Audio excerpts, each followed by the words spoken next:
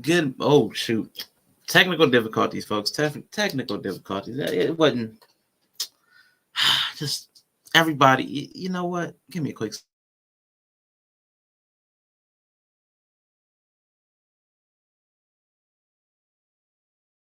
I tell you. I know. Ghetto. So you know what?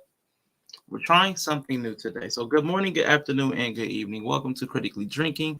I am your host, Rashawn. Now listen, we are doing something different today. Just trying something out. I was not professional. I did not have a full-on meeting with Candid to discuss exactly how we wanted to do things. Again, I like spitballing. I like trying new stuff. So let me just go through the comments first. You're always first. Candid said, please stand by. Nova wants to sit by instead. Standing hurts his paws. And Kneya, hello. Good to see you. Bars. Impeccable bars. Did he really restart? Yeah, I gotta restart. I know. Good morning, host Sean. Yes. Hello, everybody. And M Mills is in the building. Good to see you again. It's been a minute. I am going to bring Bree up. Bloop. Hello, Bree. Hello. If your mic, can anybody hear me? Oh, shoot. I don't even know if I can be heard. Give me a second. Well, nobody said mute, so I'm assuming y'all can hear me out there. It was a me problem. And we have Candid in the building. Can you hear me? Hello, lady. How are you? Hey, sorry I'm late. I was having some issues. I can't hear you. Okay, so something's going on with me. Y'all can hear me, but I can't hear y'all. Give me a second. Okay. And can you hear me? Yes. Okay. You know my mic. We're having some technical issues today. So sorry about that. Sorry to be late. All right. While Rashawn is getting this thing started, I hope everyone is doing well, you guys. I'm just going to take over while he gets his stuff together because I know how it is to have tech issues. I just came back, you guys, from an amazing walk. I want to tell you guys to get outside. Like, I had an amazing walk. Like, sometimes I go to the gym and I do the treadmill, but my favorite place to really do a brisk walk is outside. In my neighborhood, they have this like walking. It's not really a trail. I guess it's a trail, but it's like flattened and everything. And what's great about it is that you have like different terrain and it like you feel the difference. Like you really feel the difference.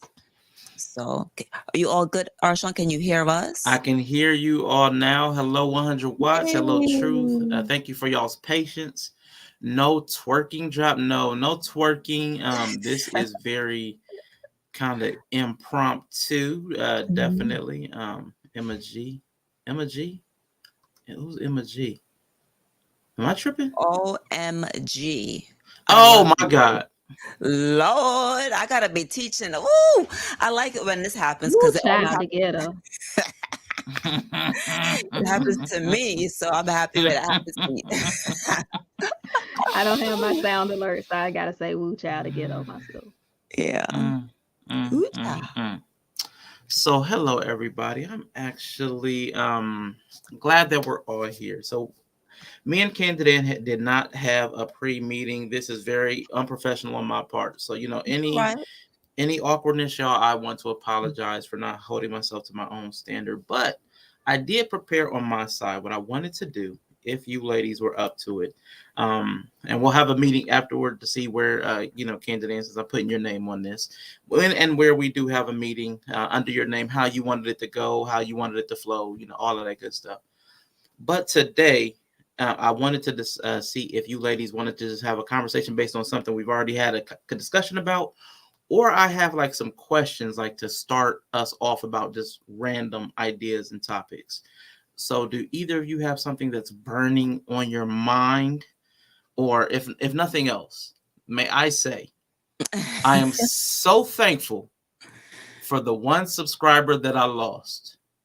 I know who you are. You know who you are, and I'm so thankful you're gone. So thankful because some people are a hassle and a handful, and they really don't know that they're the drama.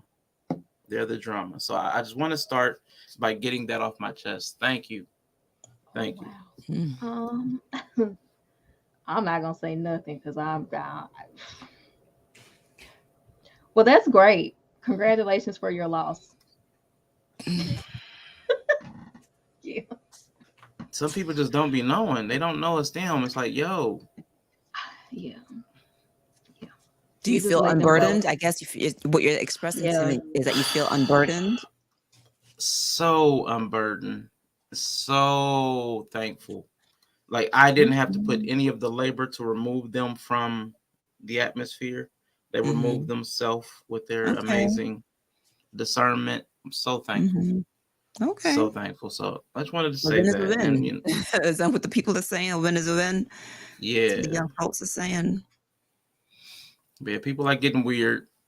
I can get weird too, but I'm just saying I want to say I'm thankful. Gratitude. I just want to put gratitude in the atmosphere because Yeah. What's up, Lord 100 works in mysterious watts? ways. Truth. What the funk? Well, No I'm glad you're Mhm. feeling filters. good. Yeah. Oh, What's on your mind, yes. Arshawn? But other than the your triumphant loss. Listen, there are so many things that go through my mind. I just came off a Bree's panel because she had Hmm. Bree opened up the panel, so that Hmm. was an interesting conversation for me. Hmm. The biggest thing on my mind personally Hmm. is I really feel that we need to spend more time investigating the other people's perspective. Whoever's Okay. sitting on the other side of the table, I think we get very defensive based on how we feel and what we've gone through. And Hmm. whoever's on the other side of the table, we kind of use our defensiveness to kind of barricade and never investigate what's on the other side. Now Hmm. that's what's going through I've been noticing a pattern in a lot of conversation, and defensiveness gets in the way of actual investigation, which is what most people are looking for, just to be heard and understood. Right. Most people don't expect you to fix it. They just want Right. to be heard. Right. I agree with you there. I think Bree, I'm sorry, Bree. I don't even know if your name is Brianna. I'm assuming it's Bree. Bree, you, That's my spiritual name. your I spiritual also name? have a Okay. government name. Yes, but you can call Um, me that. I'm hoping you don't have your rocks today because I know you'll be holding a set of rocks ready to Rocks in a throw them. sock, baby. Rocks in a sock. um, you mentioned something earlier about a nurse brain, right? And you're right. One of the things that you're kind of trained to do is to put your biases to the side and care for the people, put yourself in their shoes and care for the people, meet them where they're at. I think at psychology, I'm not a psychologist, but when you go through that psych course and you go to see psych patients, because that's part of the rotations that you have to do, you understand that it's not about you right now. These people need help. And I think that it's easy to recognize when people need help physically, when they have an illness. It's kind of easy. Like, people are not afraid when people die of cancer or of lupus or some respectable disease. People don't have a problem telling you about it because they know that empathy and sympathy and all that stuff is coming your way. They don't have a problem. But when people die of mental illnesses, when people have any kind of issue, right, people are afraid to kind of divulge that information. And the reason being is because they know that a lot of empathy, a lot of judgment, a lot of not being able to understand is coming their way. So what we are trained to do is to put aside your biases for all people, not just the people that are coming in there with a heart attack, but that are also coming in there with mental issues, different opinions. You're coming in there with swastikas on your chest, tattooed on your chest, but I'm going to go, if you have heart disease, I'm going to go in there and I'm going to pump on your chest and give it everything that I have to save you and put all my stuff to the side. Right? I've had older patients come in there and refer to me as a Negro. Right? They didn't know any better. That's how they referred to people back in the day. We've gone through so many changes. Like you were N-word, a Negro, a person of color, you all these. So that's what the vernacular was. I like Negroes. I don't have a problem with Negroes. I'm like, why do you feel the need to tell me this? Right? But that's his way. He was born in 1920 something of telling me, hey, I'm okay. Right? So instead of me getting up in arms, he referred to me as a Negro. I'm gonna educate him. I'm gonna check him. Like, I'm not there for that. I'm not there for that. So I realized that these years and years and years on top of years of meeting people and serving people, I've had to take myself out of it and serve them and meet them where they're at. Yeah.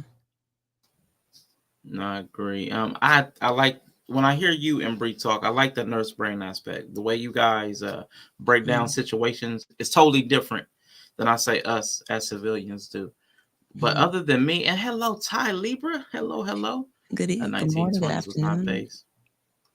What I know that was what was on my mind, that part of the conversation. But what's been on your mind? I know you went ahead and started streaming again. You stepped back into the live a couple of times. Yeah. What are your thoughts going into this week? I know you said that getting outside was good for you. Ooh, yeah, getting outside and just walking. I have to coming back into this space as I'll be doing a combination because typically I do videos on demand. So I'll be coming into this doing a combination of videos on demand as well as live streaming. But it's a new space. It's the same platform, but it's a new space. Okay. So, going outside, stepping away, being more strategic. It's making me, even outside, I was thinking of a topic that I want to discuss. Right. I know coming up, I want to talk about toxic Christianity. Right. It's something that I have been thinking about for years. If you heard me talk to Uncle Stu, this isn't something recent for me. Right.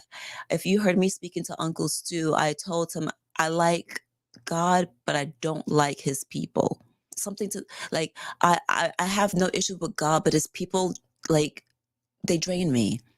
So keep in mind, this isn't a new thing for me just because of the last few weeks. This is something that I've experienced. I've had my own history with church and church hurt and my experiences, but this is something that I'm seeing as people have their own platforms and participating, and people are like, well, I believe in the Bible, but I'm still going to vote for you not to have rights, or whatever it is. It like, bing, it reminds me of why I need to talk about toxic Christianity. So it's one of the things that I'll be working on. I don't know when it's going to come up, but on my walk today, it just popped into my mind. I got to discuss that. Definitely. And I like what Truth said. It depends, and those aren't his people. And I know, because we were having a conversation on Bree's panel, and I wanted to almost challenge it when you were like, they're not fake Christians, but I'm like, but they're not real ones either. Like, they're not practicing the faith the way Jesus described it. So I thought it's such a layered conversation, because people they really believe, they've tricked themselves into believing that they're doing what God wants them to do. But if they actually read the Bible, it's like, no, there's some things you're skipping. So Ty Libra, Leah, hello to both of you ladies. Good to see you. Hello. More bars. But yeah, the Christian thing. Oh, that's a whole thing we got to discuss. So I want to talk about that coming up. Yeah. Another topic I want to also discuss, what I've been thinking about, is wholesome relationships. Wholesome between men and women. Just wholesome. Like, wholesome. I've had wholesome friendships with people where you're not going to get at me. There's no possibility. Right. And when you have a wholesome friendship with people, you can then really get to know them, because sex is off the table. Yeah, those are two things I have coming up that's just brewing in my mind. I got to get my ideas out. Candid, you is not going to convince these Negroes on the internet that you secretly ain't out here smashing people. You friends with them? Listen, I have wonderful, wholesome friendships with people, and people respect me. And I believe I'll talk about it more, but I believe it's because I set the standard. Right. And I demand my standard to be respected.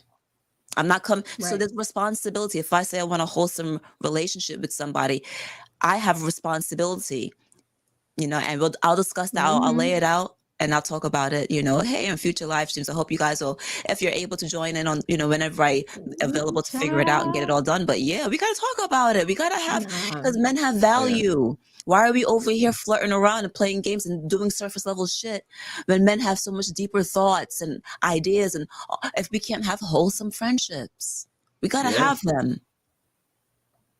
I totally agree. I agree. I'll be looking forward to that show. Yeah. I think our relationships are missing that. Go ahead, Brie. I have quite a few male friends, so I hear it. Oh, you married? You can't have male. I mean, they're not coming over for sleepovers. I mean, but I have wholesome friendships with men. I actually tend to get along with men. I have female friends as well, because I will say, if you hear a female say she has no female friends, only male friends, that might be a little bit of a flag on the play. But I have female friends as well.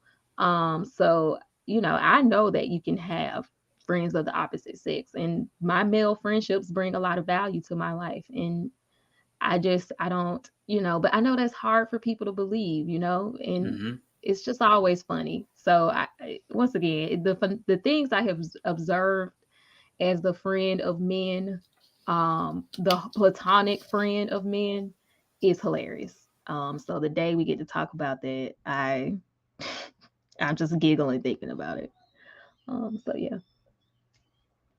No, those will definitely be good. I'm looking forward to it. I'm glad you're embracing the live stream, even if you did it on a VOD. I still would like to hear your thoughts, because you do think differently than a lot of people. You don't have the same ego hangups that a lot of people bring to the space, like where you need to be something for somebody, this invisible person you're trying to prove something to.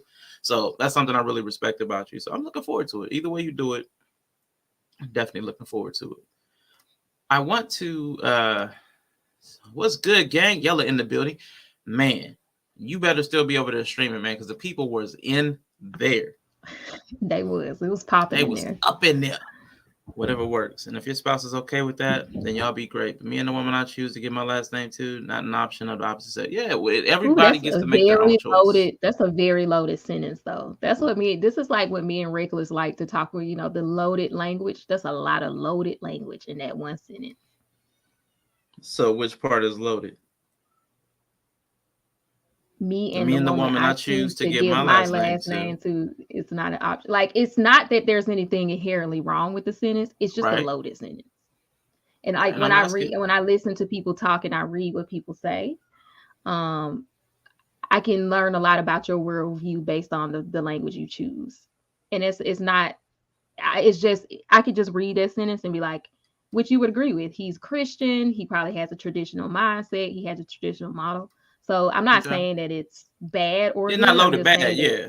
Yeah. Like when I read, what's the context that you're taking from it? Yeah. When I read like you said, what Christian, people say, yeah, you can gather a lot about people's worldview by the language they use. And I just thought that was a good example of what we were talking about earlier. Like when Reckless is like, I'm listening to what you say. I'm listening to the words you choose. You choose certain words based on what you believe. And I think that was a good example. Okay. Yeah, that's what's up. Yeah, you do have to pay attention to that stuff. I think one of the things that a lot of us men have is we are not we don't pay attention to the context a lot of times, because I think that safety factor, that mental safety and physical confidence, like who was it? I think Mandrill was talking about it, about something about the being in physical or martial arts. And people who've never been in a fight, and Renee from I Digress, they were both having that conversation and mentioned it. I think that feeling, that confidence of us as men, we easily, I think what a lot of people call male privilege, is we default to a state where we don't have to consider certain things. So we don't have to look into context for threats or anything that might oppose us, because we have that confidence of, well, what's going to happen to me anyway? It doesn't really matter. We can shrug stuff off. And I think that's a barrier to a lot of a conversation with men that I've noticed online. That barrier of like, I don't have to take in certain information because it's not a threat. Where women are kind of always sussing out, what does that mean? What does that mean? What does that mean? But men are like,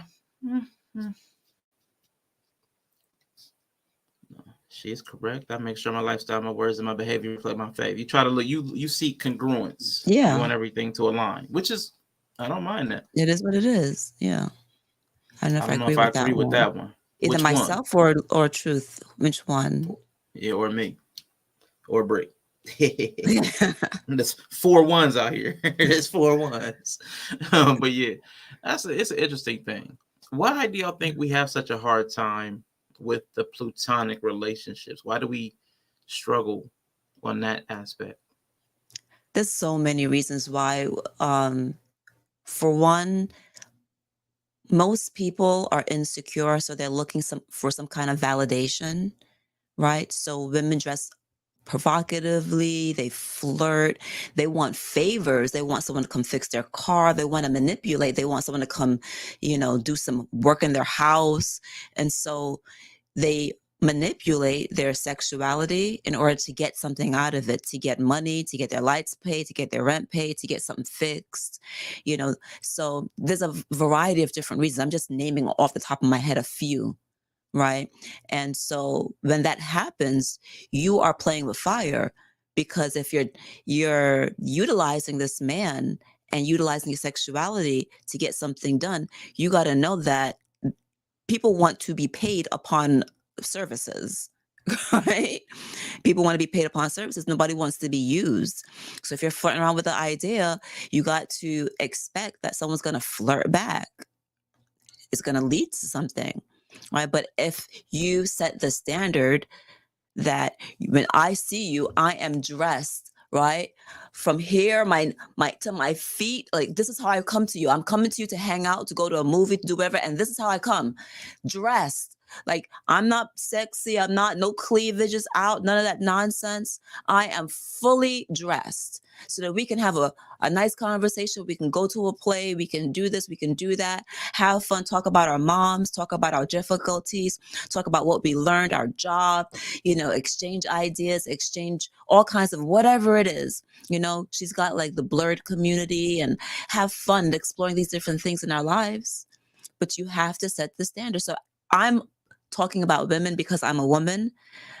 I can't talk to the men's side of it, how to have a platonic relationship with a woman. I can only speak for myself. So I'm a little bit leaning towards a woman's responsibility because I know what I do. But there's also responsibility for men as well.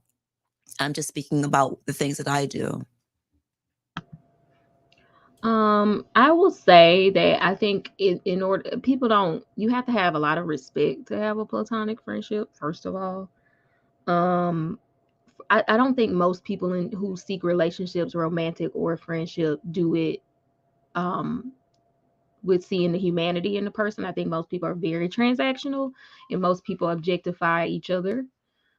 People serve a certain um purpose, and that's how most people see most people. I mean, even people who see marriage see, oh, I'm marrying for him for financial stability, or I'm marrying her to have, and it's not that those things aren't true biologically or evolutionary, like biology wise. It's not that that's not true, but a lot of humanity is removed.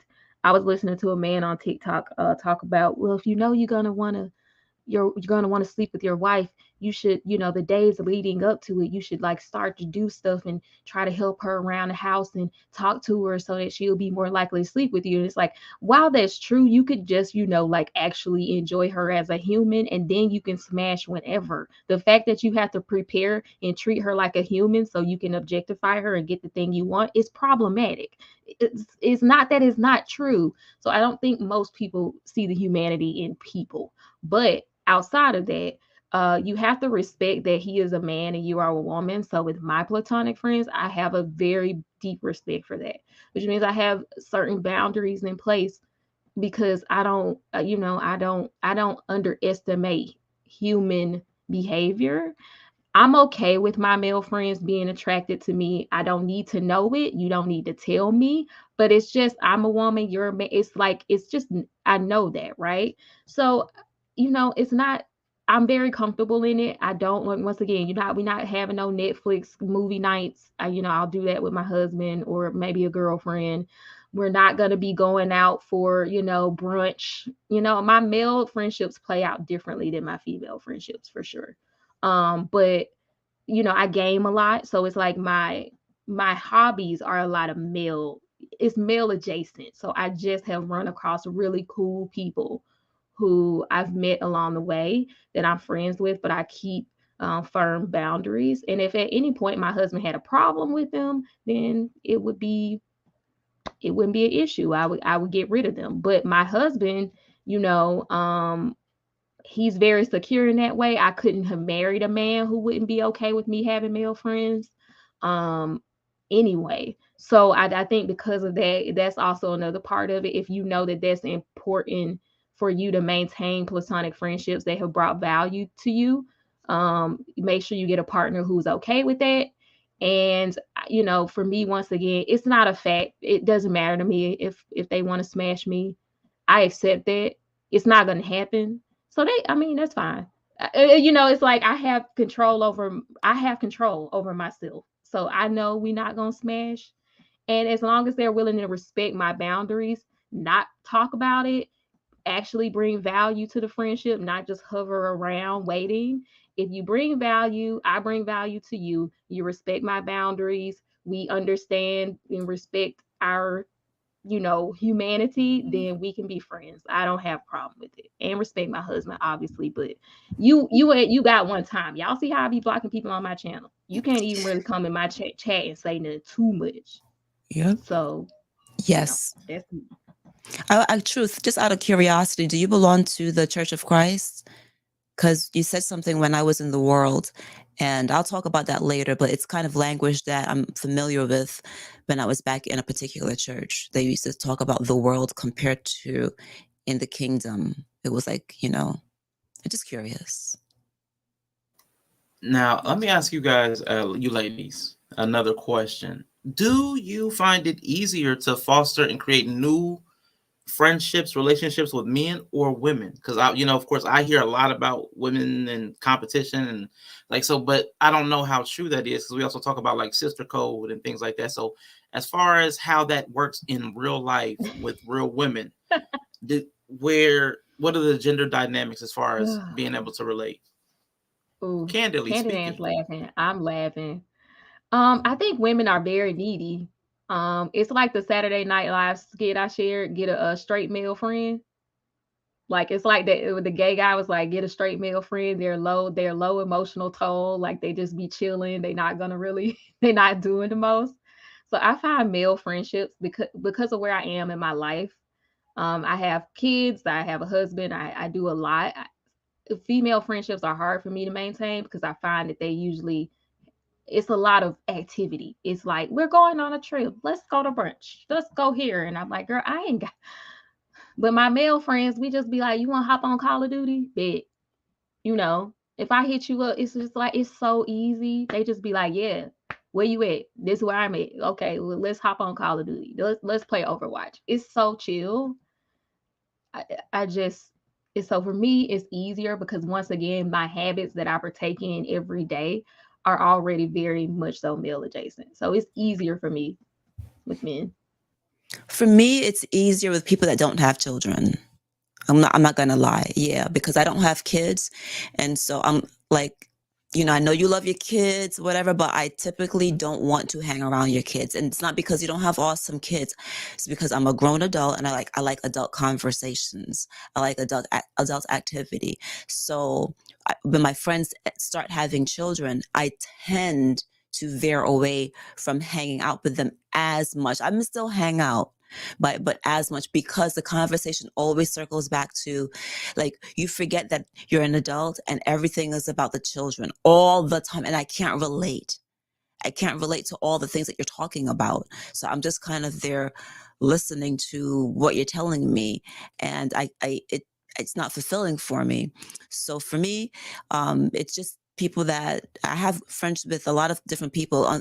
With women, I go hang out with them. We have lunch, we have brunch. Sometimes we don't even do anything. Like, I have a friend, she's a travel nurse, and when she's in town, we make sure we hook up, and even if we just eat Chinese food at her Airbnb and catch up, that's all we do, I'm okay with it. It's just a connection. We're just holding on to that connection. Some people, I just text them, are you alive? Are you okay? Some people I know from men and women from back in the day when we went to a church service together, but we're no longer, but we're no longer going to that church anymore. But there's a lot of different things. So for me, it's usually people that just don't have kids, or that it's able to set aside their kids sometimes, at least sometimes, not all the time, but at least sometimes, so we can have an interaction, so we can hang out. But Right. I do I have a friend from the islands that I knew from the time I don't even know, I might have been like 13, 14 years old. And, I grew up with this person almost every summer. Your family sends you to the islands. And so you grew up kind of together. And when he's in town, unless I'm super busy, like when I was in nursing school, I didn't go anywhere with anybody. I had to be in nursing school. But when he's in town, we're going to hang out. Like, you're coming all the way internationally from the islands to America. I'm not going to see you, but for once every 2 years, rather, once every 3 years when you come to New York. So we're going to hang out. We're going to a show. We're going to do something together. It's just, we're going to hang out. And my husband doesn't give a crap about it. My husband doesn't care. But my husband's secure, and when I leave this house, I'm fully dressed. I'm made up and stuff like that, because that's how I present to the world. Right. It's just like I'm wearing makeup right now, but I'm fully dressed. I'm not wearing anything crazy. We're going to go to see a Broadway show. We're going to go to see Circus Soleil. We're going to hang out. We're going to do wholesome stuff and catch Right. up on each Fun other. stuff. Yeah. Fun stuff. I'd love to hang out with Twan. He's like my favorite hangout person. He's a dude. He likes anime. He likes video games, and he's gay. He's my favorite friend to hang out with. Me and Twan be just going to eat ramen, and my husband, he works, he works out of town. So, sometimes I don't feel safe going out by myself all the time, but I do like to go places. So Twan is like, when I am in town, he's like my safe person to go out with. I absolutely adore hanging out with him. Yeah. And I also hang out with I love my brothers too. So I have very, very close relationship with my brothers actually. So I just have a lot of like healthy male friendships. And so I like, once again, they bring so much value to my life, and my female friends. They bring a different energy than my male friends. So I just couldn't imagine not being able to have them simply because I'm married. But like, I think that's a problem I see in a lot of relationships. A lot of women especially are very um possessive of their husband's time. My husband also has fulfilling friendships. He can have friends he chooses to. He typically finds women exasperating, and most women don't have the hobbies he has like me. So he just doesn't have a lot. He doesn't really have a lot of female friends. He has one from like a long time ago, but she lives somewhere else, and every once in a while maybe she comes to town and we all, she'll come over or whatever. But like, we don't he doesn't really find, he doesn't have hobbies that really run alongside women. So but he's always gotten along with women. Like when he, waited tables and stuff like that, there were women who, he got along with. So I mean, he's just a safe person. So we just don't have that. I want him to have wholesome friendships that he can do things with. You don't have to always want to talk to me all the time. I mean, I just don't have that. I just don't have that feeling. So, yeah. Yella is nuts. We both laughing at Yella's crazy stuff. Most women I would gotta, say that. sorry if I I'm don't off want to camera, put. because I'm getting old, so I gotta like read these comments Yeah, I sometimes. was like, I don't want to put my mouth on any of my female friends. Yeah, that's, I don't know, be crazy. I don't know why people think I don't want to put my mouth on any of my friends. But it's interesting what you said, Bree, too, because Leah kind of said, as far as her only close male relationships are with gay men. I get along with cishet men fine, but my closest relationships are with women.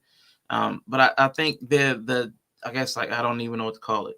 Gender, sexuality, those type of things do play an important role. Because the next question I wanted to ask, what do you think about the people who kind of like hover around and maintain relationships? And I don't know what, the different years that you two ladies have been married, but when you were single, a lot of people will maintain a friendship that they know the other person is interested in romantically or sexually.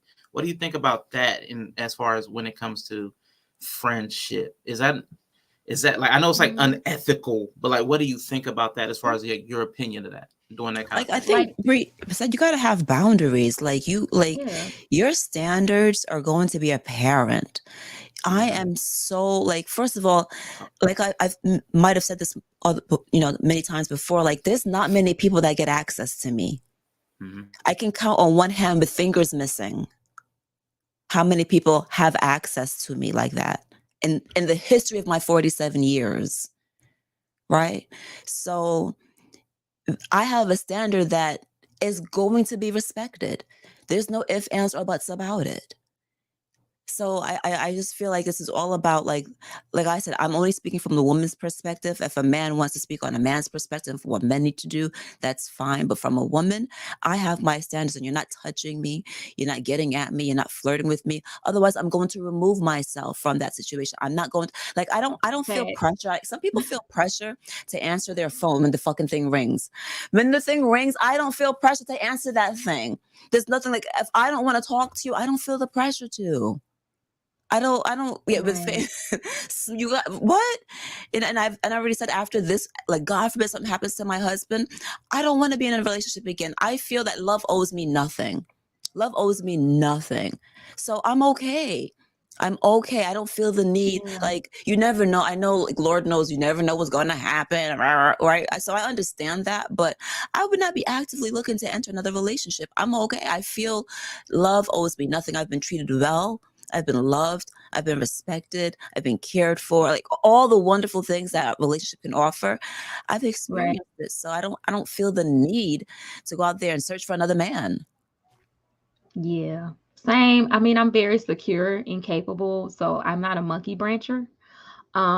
First of all, and second of all, like, once again, boundaries helps a lot of that. I don't care if my male friends thinks I'm attractive, and like, I also understand for a lot of men, if the woman's open to smashing, you guys will indeed smash if there's attraction. I understand all these things inherently. It's just kind of a moot point for me. It's moot. I mean, it's like, you ask most guys, would he smash a woman if he found her attractive and she was down fucking, he was down fuck. I mean, yeah, they'll smash. It's a moot point for me. I'm not gonna, and I have boundaries in place. I don't vent about my husband to my male friends. I don't, if I'm generally in a highly stressed emotional state, I withdraw just naturally. I don't, if me and my husband were going through something, which we don't often because we get along for the most part, but like, I tend to withdraw anyways. So I'm not really gonna go and lean on them for that. So I have safe people. I mean, I feel like all my friends are safe, but I have safe people in some capacity that if I really needed help or I feel in distress about my relationship, I would go to, and it's not those people. I would ask my brothers, like, if I wanted advice about my husband or how to talk to him about something, I'm gonna call my brothers, maybe my dad. I call my Um, dad. I call yeah, my or my dad. dad. So Yeah. family members are really safe. My family has proven themselves to be safe. So Mm-hmm. they are safe people for me. I Yeah. wouldn't talk to my male friends who aren't related to me about my Mm-mm. relationship at all. That's a So I danger have zone firm right there. boundaries. That's how things Yeah, I happen. respect. Yeah, I respect human behavior and emotional fragility, and I understand that. So I have boundaries in place to not cross those lines. So, and they don't talk to me Exactly. about their relationships. So we don't do that. Yeah. Yeah, I'm so happy you said that, because I would never, like, the only thing I've ever mentioned, which is a general thing about people my husband taking care of himself, because I want all men to take care of themselves in terms of their health, right? But any issue that I'm having with my husband, y'all ain't gonna never know about it.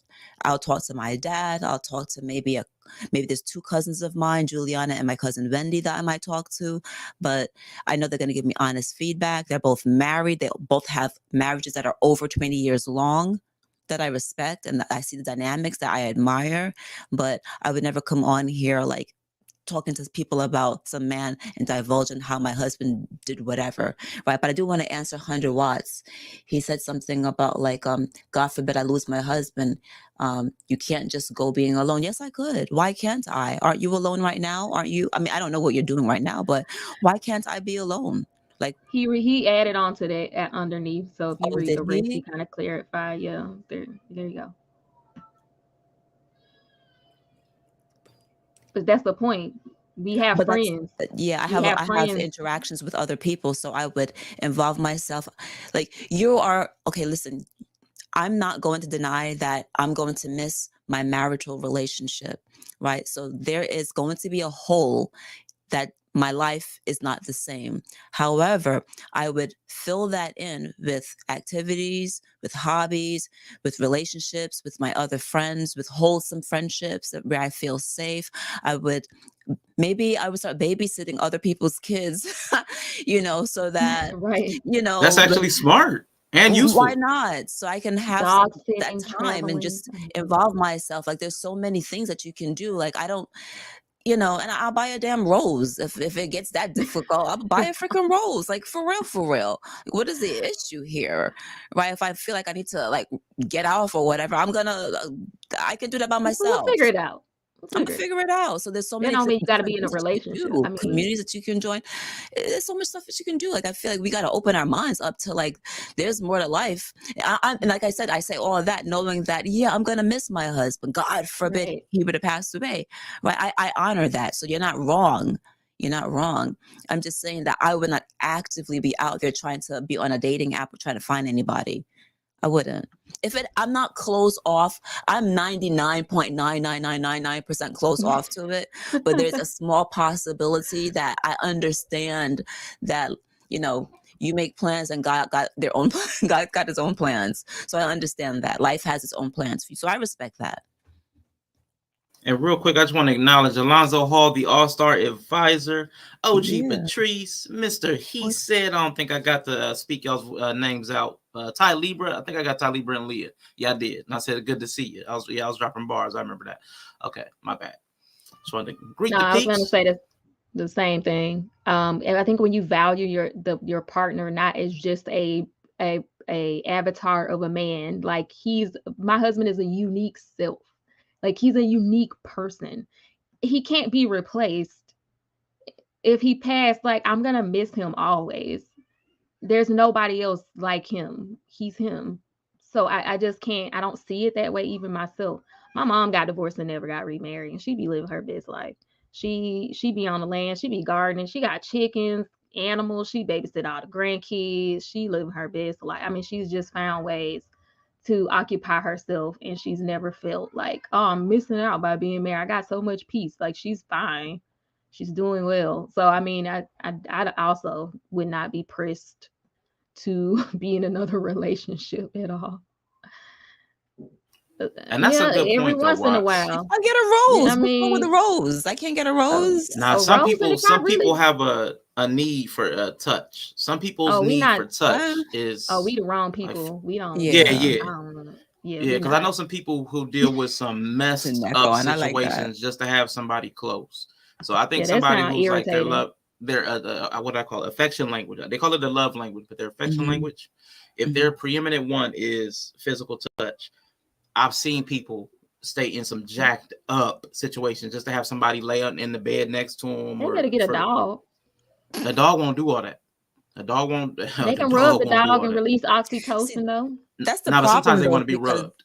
that's the problem, that people are entertaining relationships like because they want a warm hole, That's right? And I'm not here for objectification. that. Like I'm more than a warm, squishy hole. And so the reason why I tell you that, wholesome relationships are so important to me is because I want to, like, sex with me is more than just getting off. So some people enjoy like just the activity. Some people are, I need the mental stimulation. I need the intimacy. I need that one-on-one connection. And not many people have access to me like this. So for those of you guys that just need a hole, maybe someone else will be okay for you. That's okay. I don't have any judgment there. But for me, I'm more than a hole. That's facts. I like that. I I mean, think can we be real? Like, be it's kind candid. of like a lot of these guys are. Like, if I really just needed to tag in somebody to smash, if it was that bad, like, probably find somebody to smash and send their ass home. I mean, if that was the only need, but some people need Yeah, to I'm just feel. saying, like, the way they Yeah, said, like, that's the need. I'm like, if that was the need, I mean, let's be real. I mean, it's 2023. I just feel like I ain't got to be remarried. I don't have to be married up to get that. But once again, I'm not a touchy. I'm not a physical touch is not my predominant love language at all. So I probably would be okay. Yeah, because I know it's not just the sex. It's closer to the intimacy. I know it's called the girlfriend experience, but I would say the opposite, the boyfriend experience. Somebody to sit there and hold your hand or sit beside you while you're reading a book, and you can put your feet in their lap. Stuff like that is really important to some people. That's probably sometimes as important, if not more important than sex for some people, not everybody. So I get, like you said, it may not be your big thing, but for some people, Yeah. that's the thing. Okay, so Hunter Yeah. Watts says I'm not speaking on sex, I'm speaking on intimacy. But So, that's a lot of that's touching stuff. I don't know. yeah, because intimacy between wholesome friendships and intimacy between someone that you are romantically involved in is different. So there will be some lacking in my life, right? But the thing is, like I said, I've already experienced it. So I'm thankful for the relationship. And I hope I'll be capable of moving on. I mean, I don't want to even talk about this too much because, but so yeah, you're right. I'm going to be lacking some of the things from the past, but I'm able to move forward. I'm type of person that I'm able to mourn that loss and find new ways. Like I'm forever finding new ways of protecting myself, protecting my mental health, protecting my physical health, which is why I have so many hobbies, which is why you hear me talking about perfume, you hear me talking about gardening, you hear me talking about walking on a treadmill or walking outside, photography, you hear me talking about calligraphy. Like there's so many hobbies that I have, editing these videos and doing videos. I know people like do the live streams because it's easy, but I don't mind editing. I don't mind, it's a lot of stuff that I do, graphics and stuff like that. Yes, I do Or probably live take up a stream dance. because it's easy. Learn to dance too. Yes, You I said learn me to as dance? That'd be well. cool. Yeah, why not? I But love I don't think music. But I don't think a lot of people actually have intimate relationships outside of their romantic partners. And I think that's the problem because a lot of people can't imagine a life when they don't have a partner because for most people, that's the only person they're allowed to have an intimate connection with Ooh, besides family. So I think for some people, because like you said, it's just me and her. I know a lot of people, it's just me and you. When once we get together, that's it. And it's like, okay, I mean, maybe, but I just you don't get to experience intimacy in not sexual or romantic exactly. forms. I mean, there's so many ways to be intimate. Yes. You're missing out. You're missing out if you can't have like fun and like intimacy doesn't have to be sexual. You're absolutely right. I'm glad you said that because, when I'm like, there's a picture that I have on my Instagram of me and my friend from the islands. We were at Moulin Rouge. We wanted to go see a Broadway play, and Moulin Rouge is very sexual or whatever, but they have a lot of show tunes and stuff like that. We went to go see Moulin Rouge. We laughed, we cackled, we were pointing, we were just acting a whole mess up in there. Had a good old time. Then we went to the Wax Museum, took pictures. I mean, it was just wholesome. I don't know. So, and I enjoy that. I really, really, really enjoy that. And God forbid something happened to my husband. God forbid. I hope that I can still have that friendship where I can still have a wholesome friendship with this person. I can go to the islands. You guys, you're going to take me out. When you're over here, we're going to go see Statue of Liberty. We're going to go see different things and continue that wholesome friendship. But that's because it's been there for so long and I set the standard.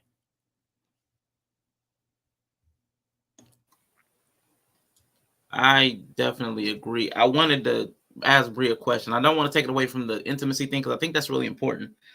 But Bree said avatar of a man. And I know I've said something like, I know I've said stuff like that before, but it is, what does that mean to you? And how do you think we're doing that to each other? Because I know exactly what you're talking about. I say people are looking, they have the Yeah. idea of a relationship with the idea of a man or a woman in their head instead Yeah. of an actual human. But touch on that if you don't mind. Yeah, it's not a human. I mean, it's just like when I hear most people talk about what they want or who they're going to pick, it's just like no humanity involved. I mean, people date with like no humanity involved. You go out on a date and you got this whole list of stuff. You're just like, are you this? Are you this? Like a fucking job interview. And it's like, how about getting to know the human across the Damn, table girl, from you talk. and like just figuring out if that human across the table from you fits the human you are and then see how it goes from there. Like people just be like, I mean, even we were talking about yesterday, which I know some of it's generational, and I understand people who have a more traditional standard of like my masculinity has to be in all three of the realms,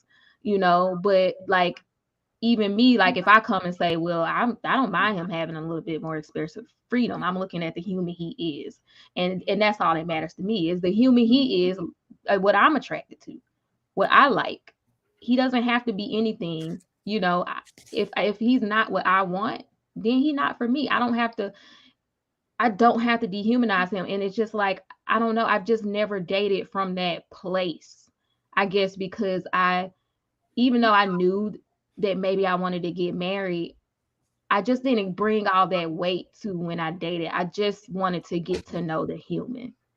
And if you just sit and listen to humans, just like I was saying with the sentence, how they string sentences together. If you just go out and get to know them and like experience the human, like not just sex, like experience the human you're with. How do they put words? What words do they choose? What jargon do they use? That could give you a lot of insight into who they are, because guess what happens when you ask people direct questions, like interviews? They tell you the right answers, like interviews. And then you don't really know till they get on the job that they really ain't shit anyway. But a lot of people know the right thing to say, So you still have to go through that process of experiencing them and see how they react. So why not just chill out a little bit and just experience people? Yeah, I want to. Just, Truth is it's so saying a couple of annoying. things. Sorry. Oh no, I see he's saying vetting is important, and all of that can happen. Vetting can happen without you grilling a person. It should not be a job interview. They're a human. You're not a job. I'm not a job. My time is too valuable. Your time is too okay. So okay, well, you're too good to give a person a time of day. How's that going to translate for you? I mean, for me, in that language is very loaded, and that is the weight people are bringing, and people are being smothered under the weight of expectations, and they're being instead of you just looking at this human that's in front of you, if seeing if that works with you, you're like, I'm gonna mold you into this fucking person I want you to fucking be, like an avatar. Pick their hair, pick their face, pick my body type.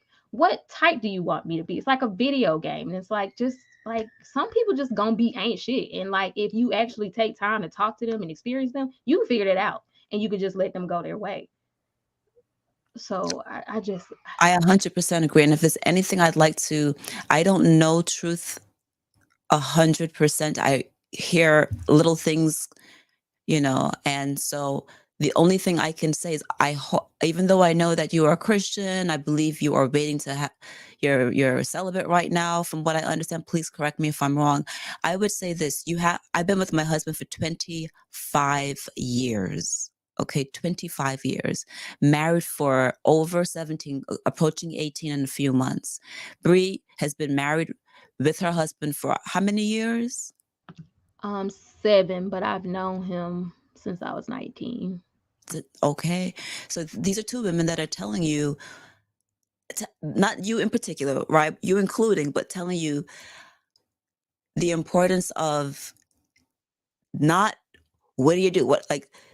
We're telling you the importance of just naturally getting to know somebody.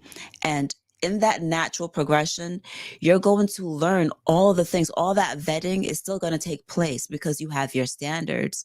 But sitting down there and treating people like a job interview, and this goes for women also, trying to figure out how much money you make, you do that, like all this nonsense stuff, as opposed to just enjoying an experience, a walk with somebody. My brother sent me a video of this woman. She stopped dating this guy because he asked someone if there was going to be cheese and paying extra money for cheese on a burger or something like that. I And she saw started that. dating him. Yeah.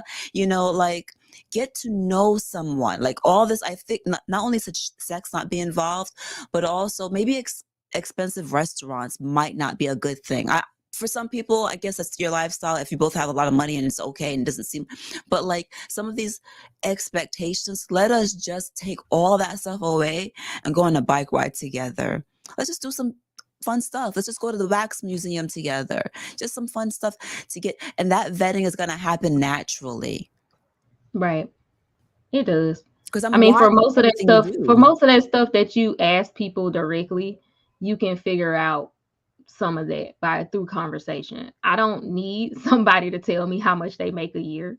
Mhm.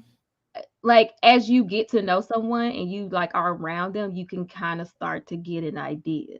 Like in person, not online, but like in person. You go out for dates, you see their work schedule, they talk about what they do, not because you're grilling them, but it's gonna come up. Oh, this is my work schedule. I do this in conversation. It's gonna come up. What do you do? You know, oh, I Mhm. do this. This is what I work.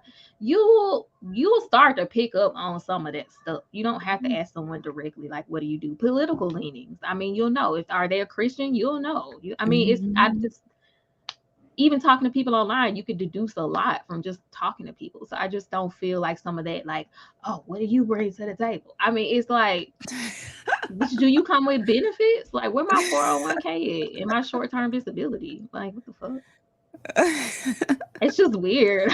Like, Right. We're talking okay. about really getting to know people, truth though. Like we're not like so, I hope you can understand that. And whoever's watching, we're talking about really, really getting to know someone and picking up on certain social cues. So like I said, I told someone earlier, I'm watching how you treat the waiter. I'm watching how you are you gonna when I step away, when you think I'm not watching, are you still being respectful? Are you grabbing your crotch?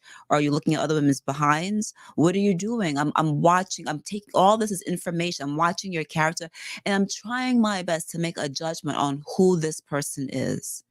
Right. So, and that's just some examples. I'm watching. Do you talk to your mom? Maybe you don't. And there might be a good reason why. But if you do, are you passing by to see her? I'm just making judgments based on, are you making sure that people respect your boundaries? Right. If you say, like, I don't like this and you have a brother that you don't speak to, I, as I Right. get to know you, I might be like, that makes sense to me. I understand why you don't talk to them. Or I might feel some different, so it just depends. I don't feel like you'll be well, if you want to drop the link, it's up to you, Urshan. But I'm just saying that in general, some of these Yeah. things are like it's just natural. It's just naturally getting Yeah. to You know you can get someone. to That's why I you think can get to sex know off the somebody. table 100%. Just Yeah, you not. should. I also agree. I don't think you experiencing doesn't mean you smash everybody. That's not an experience you need with everybody. So Yeah. you don't have to Just start smash with friendship. everybody. Yeah, just start with getting to know them.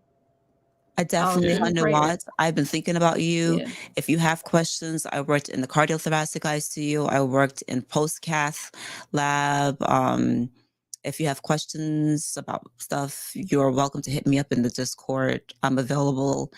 Um, I definitely will be praying for your mom. Yeah. For Man, sure. facts. Definitely, man. So, man, much love and speedy recovery to your mother for sure, man. Hmm. Yeah. And I'm praying for your strength and stability because I know dealing with that, our moms, no Mm-hmm. matter how, yeah, I'm not speaking to you. I know my nephew has well, there are people with different types of relationships with their mother, Hmm. but no matter what, that connection is always important. Yeah, and So please, that's anxious. I forgot. Please, Hannah, watch. There's a video that Brie and I created. It's 30 minutes Mm, long. When you have an opportunity, I'll get that now. please look at that video. It's called How to Advocate for Someone That's in the Hospital. Part two will be coming out, I think, on Saturday. I've already uploaded it, the thumbnail. I think you approved it, Brie. You're cool with it? Yeah. Mm-hmm. Okay. Yeah. Yeah, it'll be coming out on Saturday. We're dropping on Saturday. It's really about how you can advocate because I know that oftentimes people, this is divergent from the conversation a little bit, but it's important to me that people know what they can do, empower themselves when you have a loved one in the hospital. It's overwhelming. It's overwhelming. You don't know it. Like it's a different environment. It's kind of sterile in there. It smells weird. You're passing by, you're smelling different things. It's just uncomfortable. So I want you to please watch that video for your own good. There's a lot of information in there about things that you can do. And you are always welcome to hit me up on Instagram or in the Discord if you have questions about something that I can answer. I might not be able to answer all that, but when it comes to heart stuff, like I literally have spent years working in, you know, people that came out before they had a stent, after they had a stent, before they had a cabbage, after they had a cabbage. Cabbage is coronary artery bypass graft, CABG. We call it cabbage, right? So I have a lot of information, vented patients, all the medications and stuff like that. So if you have questions, I'm happy to answer because I care about that. Definitely. To get back to what we were talking about, I wanted to ask another question of you ladies. In truth, I did see you drop the links. Kansas ain't left it to me. I've quit dropping the link. I don't know if Oh. you or anybody else have noticed, It's but hot again, on this these streets. Candace Candace's name is up here. So again, if these ladies want the link dropped now or later, I will. But again, for me, I've quit doing that for the Oh, most part. But okay. Well, we I love wanted you, to ask Truth. the next. So what? I was saying Okay, we good. love you, Truth. We love you. It's just these streets is hot right now, right? And maybe we'll drop the link a little bit later.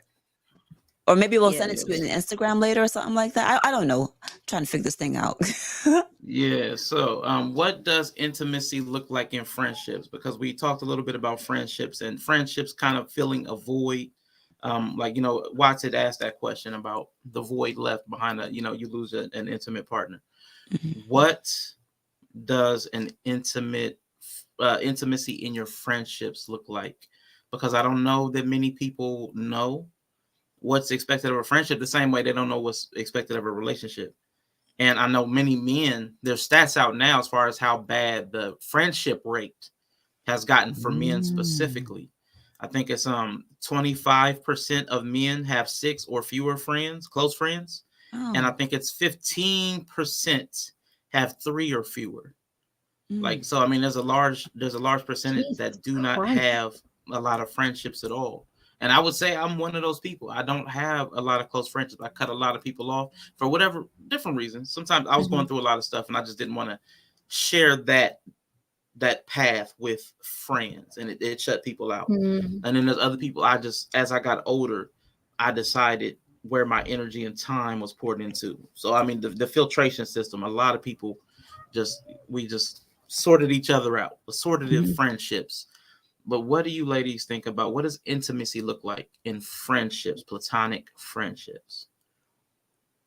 It could be different. Like sometimes the intimacy isn't as deep with some as it is with others, right? So with my nursing friends, we have a intimacy that there's a commonality when we're talking about nursing and the stress. And there's some things that we can't talk about in front of the public because you wouldn't understand because you don't go through or see or smell or deal with the things that we go through. So that's a different type of intimacy, compared to someone that I probably grew up with that knows my mom and my dad, or someone that's from a Caribbean culture. That's a big thing to me. I have a different intimate relationship with people that are also from the islands because we understand the duality of being an American or being a Black American and also being a Caribbean from someone from a Caribbean background. So the intimacy is different.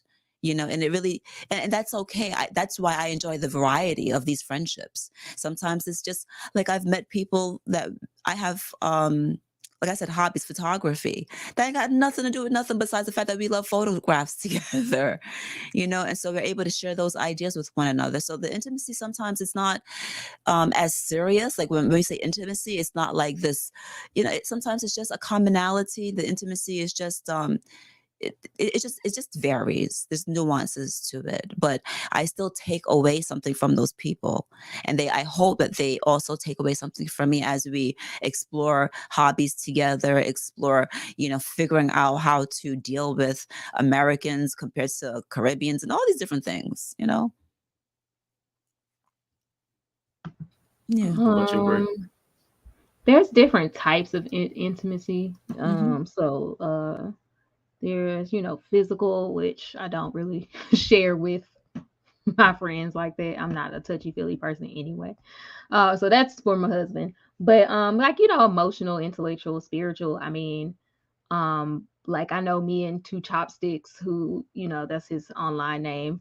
We're very like close spiritually because we like talk spiritual jargon. It's like literally, I love like breaking down spiritual text and like reading and breaking down like Strong's concordance and Bible scriptures. Like I just love it and he loves it. So we could literally we just talk about spiritual stuff all day, like interpreting, like that's what we love to do. And I feel like that's intimate. I don't think a lot of people have a friend that they just talk about spiritual stuff to like no end with, right? Or like things you're noticing in your life. So we talk about that.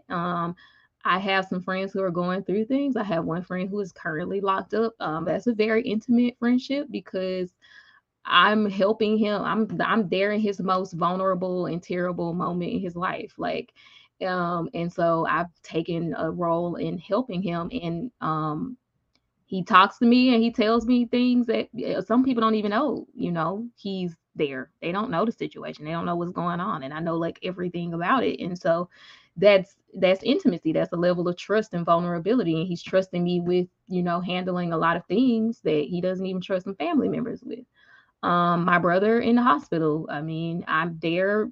I was there for him every day. I was rotating out with my sister-in-law and going there and seeing him in his most vulnerable state and watching him cry and holding his hand and giving him kisses and hugs because it's what he needed at the time, even though I'm not that type of person.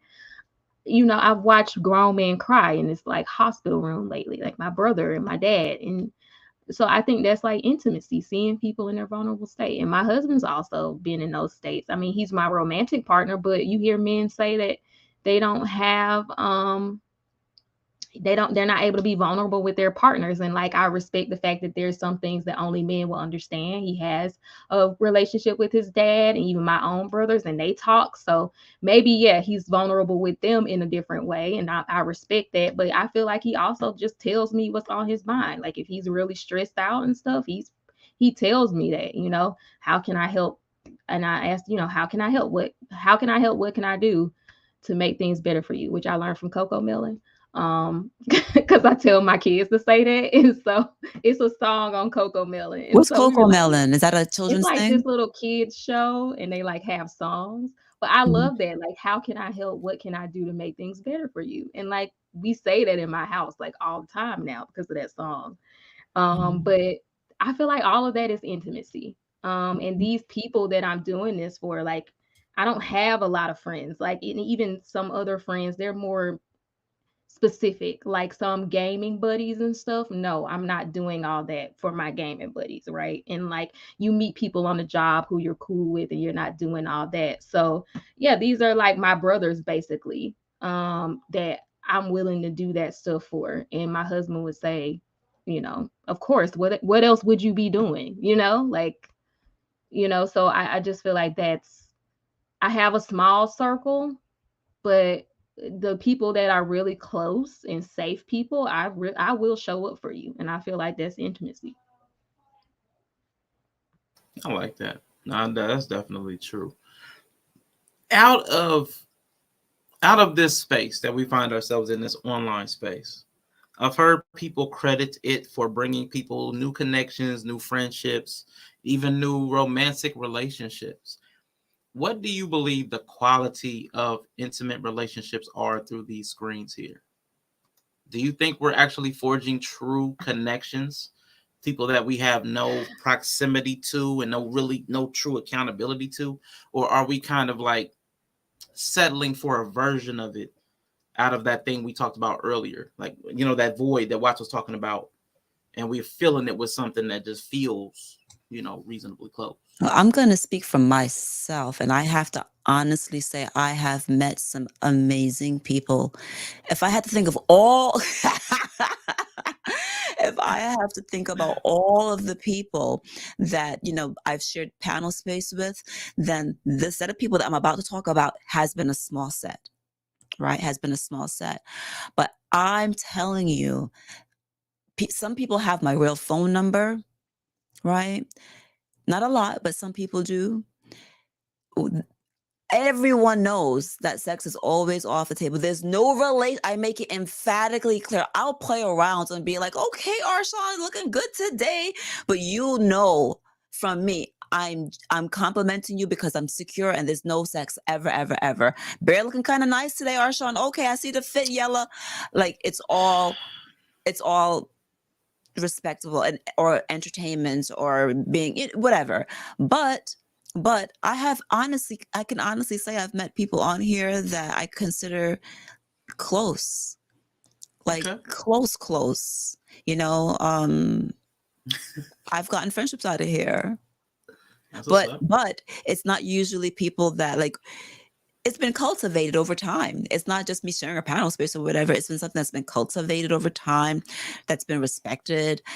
People ask me questions about whatever it is, and I'm happy to help out. And like I said, I'm confident. So if I feel the need to cut something off, I'll cut it off. I don't care. I don't care because I don't need like this. This not a slight. I'm okay here. I don't need money from Mm-hmm. anybody. I don't need you to fix nothing for me. I'm coming here with a pure heart and good intention. I don't need I don't need Right. your approval. I feel beautiful. I don't Yeah. need your sexual energy. I don't need, so you know, so we can have a conversation because it's wholesome. Definitely. Mm-hmm. We can have a conversation about whatever it is. And I'll keep in mind the nurse brain. Right. Always keep Yeah. that in mind. Within 5 minutes, I'm saying, I got to see your groin, please. Turn over. I got to see your asshole, please. In 5 minutes that I've mentioned, hi, my name is Right. Anne. Can you undress? Right. So I'm not internalizing your parts and Stuff. pieces because I don't care. I've seen so many of them. Man, tell them. You know how many rooms I walked in and she wide open? Labor and delivery? You know how many vaginas I done walked up on? Talking about you tagging, you walk in on the shift and she spread eagle on the stirrups. Mm-hmm. Hey, I'm gonna be your nurse today. Nice to How you meet you. doing? Saw your vagina first. Let's try not to make this awkward.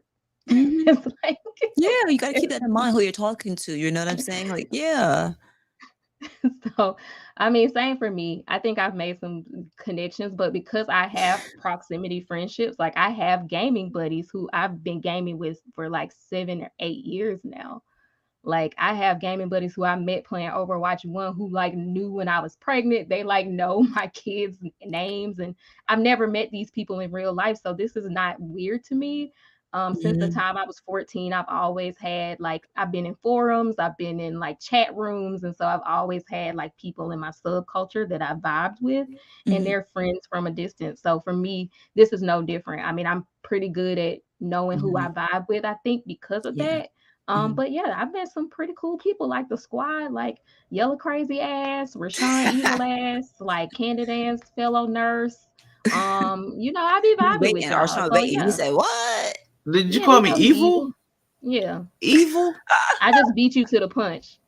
He say he a dark triad personality, which is I don't evil. say that. You say that. Don't put that on me. But it's I've true. never said no. So okay, you're not evil. I just if I said something nice about you, you would have rejected it. So I That's have to say true. something mean to you. So That's that's true. fine. Yeah.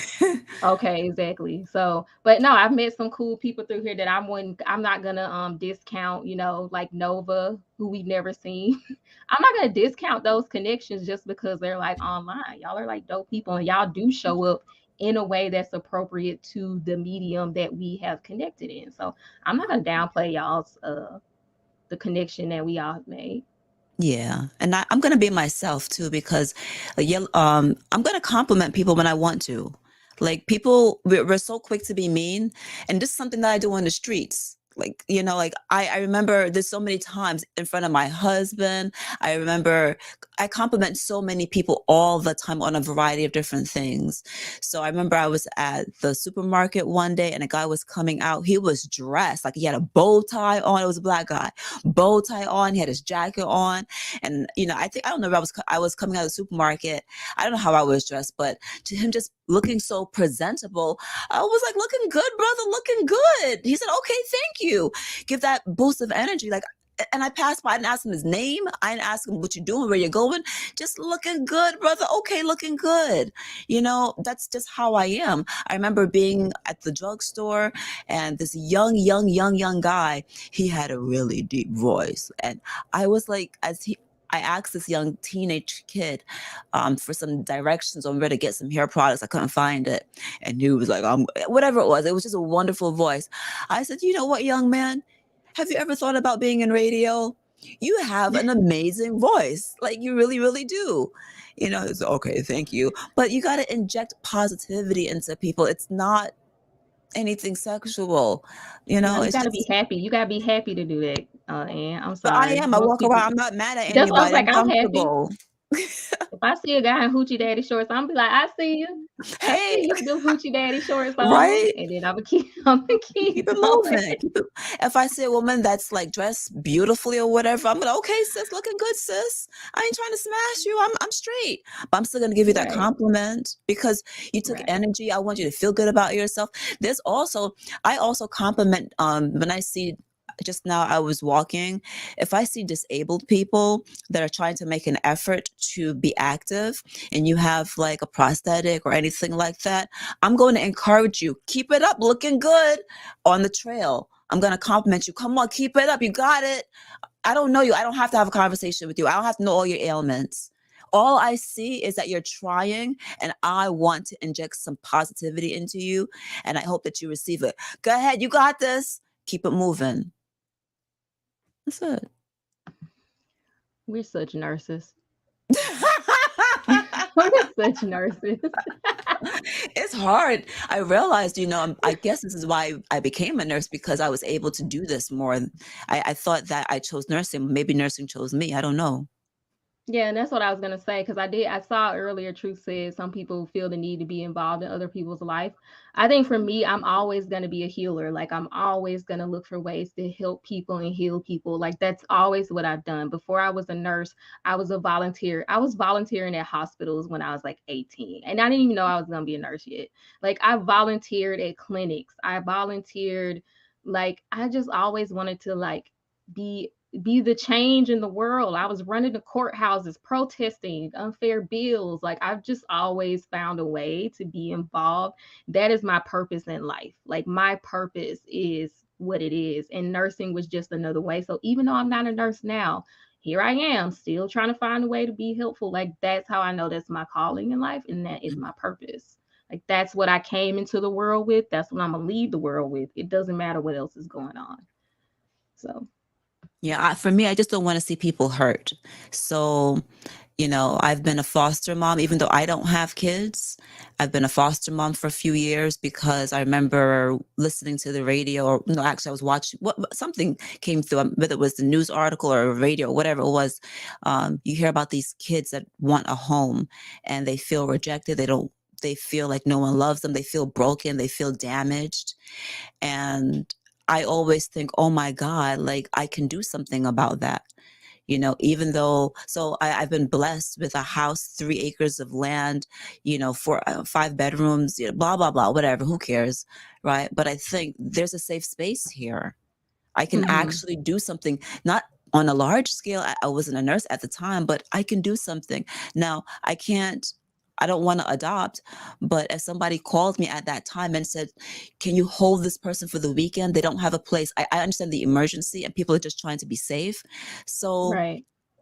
I opened up my home to teenagers that had babies, to kids, to all kinds of different people Mhm. because I wanted a safe space for other people. So when you hear me Right. talking about like other demographics of people, I don't necessarily feel like I can't relate.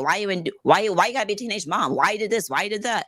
All I understand is that people want to be safe on a very, very basic level. And if I can do anything to help out, if it's within my capacity, I try. Sometimes it's without my capacity, but if I can, I try. What up, Reckless? Hey, Hey, facts. Quantum. What up, People are I can't Reckless? entering help it. freaking Quantum, hot. yes. Yeah. Reckless, Quantum, and Von Eric. Hello, hello, hello to all of you. I might have greeted Von Eric earlier, but I'm not sure. I understand the need and want to help. I'm a giver, a servant, and by nature, my heart is huge. I have a calling on my life. Please, as leader by default, as a child. And I wanted to ask you two ladies a question about that kind of, because you Mhm. both said care is your calling, Mhm. Right. but care is an outpouring. How Right. do you two refill? How do you two replenish that energy that you pour out on other people? I think fulfilling that purpose gives me energy, honestly. Like for me, the purpose is what gives me that's the self, like having a sense of self, like obviously self-care, like, you take care of yourself, you pause when you need to, you have to honor yourself when you're a servant a lot of times. I think you have to honor when you're tired. Like sometimes I'm just not going to have it. Oh, Sometimes I thanks. need a break. sometimes I'm tired, and so I sit my ass down. Mm-hmm. And that's something, and that's okay. I'm not superwoman. I'm not Jesus. I can't save everybody. I also know that. So I just Hey. have to honor I have to honor my feelings. Like I just have to honor that. And yeah, I for me it's just no being in touch with yourself. But for me, fulfilling my purpose is what keeps me like that's what actually fills my cup. When I can't do that, like that's when I actually feel really like, oh, I'm tired, I'm dragging. It That's energizes me to interesting. do what I was made to do. I do a variety of different things, right? A variety of different things. And sometimes, I'm not going to lie, when I come back from work, especially if it's back to back to back nights, I feel depleted because I'm an introvert, right? I am naturally an introvert. So going to work depletes me, going to a party depletes me. It depletes me. So I really have to. I wrote down, and this is recent. While you were asking, I was like looking at my desk, and you won't be able to see it very well, right? But I hope that, right? Things that make me happy. I literally have to write down. I write these things down because I can't neglect them, right? When I put going to the gym, it could be walking. I know what I'm talking about, right? So I write down, even if it's something minuscule like painting my nails. As a nurse, I can't have nail polish. If it chips or whatever, I got to take it off. But I enjoy nail polish. So if I have a couple of nights off, and it's something as simple as painting my own nails and it looks good to me, I'm going to do it for myself. So I write down, like if I get into a bad, what is it? Simple things that make me happy. I feel happy taking a shower and adorning myself with perfume and scrubbing my skin. I love, so anything that makes me happy, if it's gardening, if it is photography, whatever the hell it is, right? I'm going to, now I don't have any like alcohol doesn't make me happy. Keep that in mind, right? I write down Right. healthy things that make me happy because I also understand that while some people are running away from pain, some people are running towards happiness. So I'm running towards happiness. I'm not running away Mhm. from pain. So my coping mechanisms, are healthy.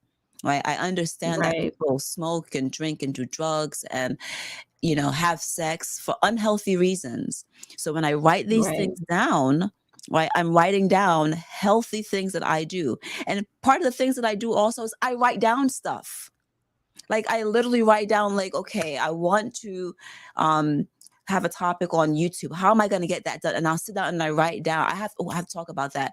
One time in my life, I was unhappy. I Mhm. do that also. I'm not lying to you. I have here, he thinks that I'm joking. I have here a whole book and pens, right? Let me show you my pens. When I'm unhappy, I have my calligraphy pens, Oh, fountain nice. pens that, Oh, I love fountain pens. yeah, I I have have my some fountain too. pens. Huh? I have fountain pens too. Yeah, and there's not a lot of people that Yeah. are into that. I have a little book right here in which I write I practice my penmanship. It's not perfect, but I practice writing and script just to practice. And I write down like if I'm unhappy with something, and I'll share this one day either in the Discord or on YouTube. I literally wrote down what I didn't like about my life, what I wanted in my life. And then I had to write down how am I going to get from this side of the piece of paper to that side of the piece of paper. So sometimes slowing down and taking an all outside influence and just sitting in this office area by myself, just having that presence of mind, walking by myself, right? I will write down stuff to just because no one's gonna, well, I hope not. When you write down things that make me happy, you're not gonna write down alcohol, right? I hope not, right? You're going to write No. down, you know, going to the gym makes me happy, painting my nails, gardening, plants, uh, spending time with my family, whatever it is, you tend to write down those things. So I look at this piece of paper. That's why I had it available, Arshan. This is real. That's why I Yeah, it had it was available because I handy. look at these things and I think to myself, even if I only did one thing on this list today, if I did my YouTube, if I gardened, if I went to the gym, whatever it is, at least I did something that injected something into myself that made me feel good.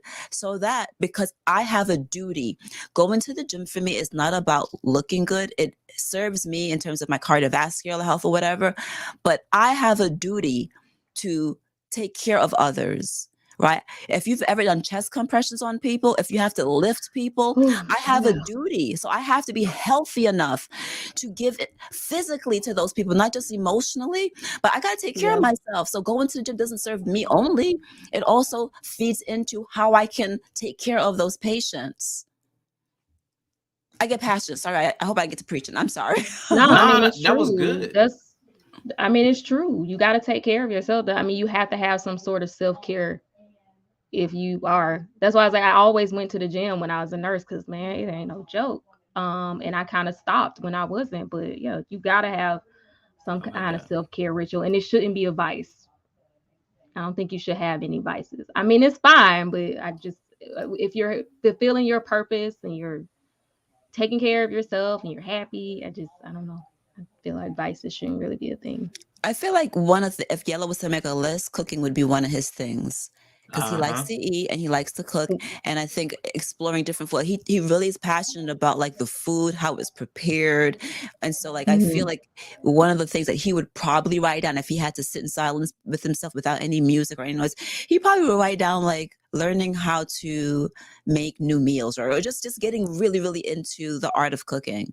That's a whole big thing, you know? Hey, Nah, it definitely is. I wanted to Nova.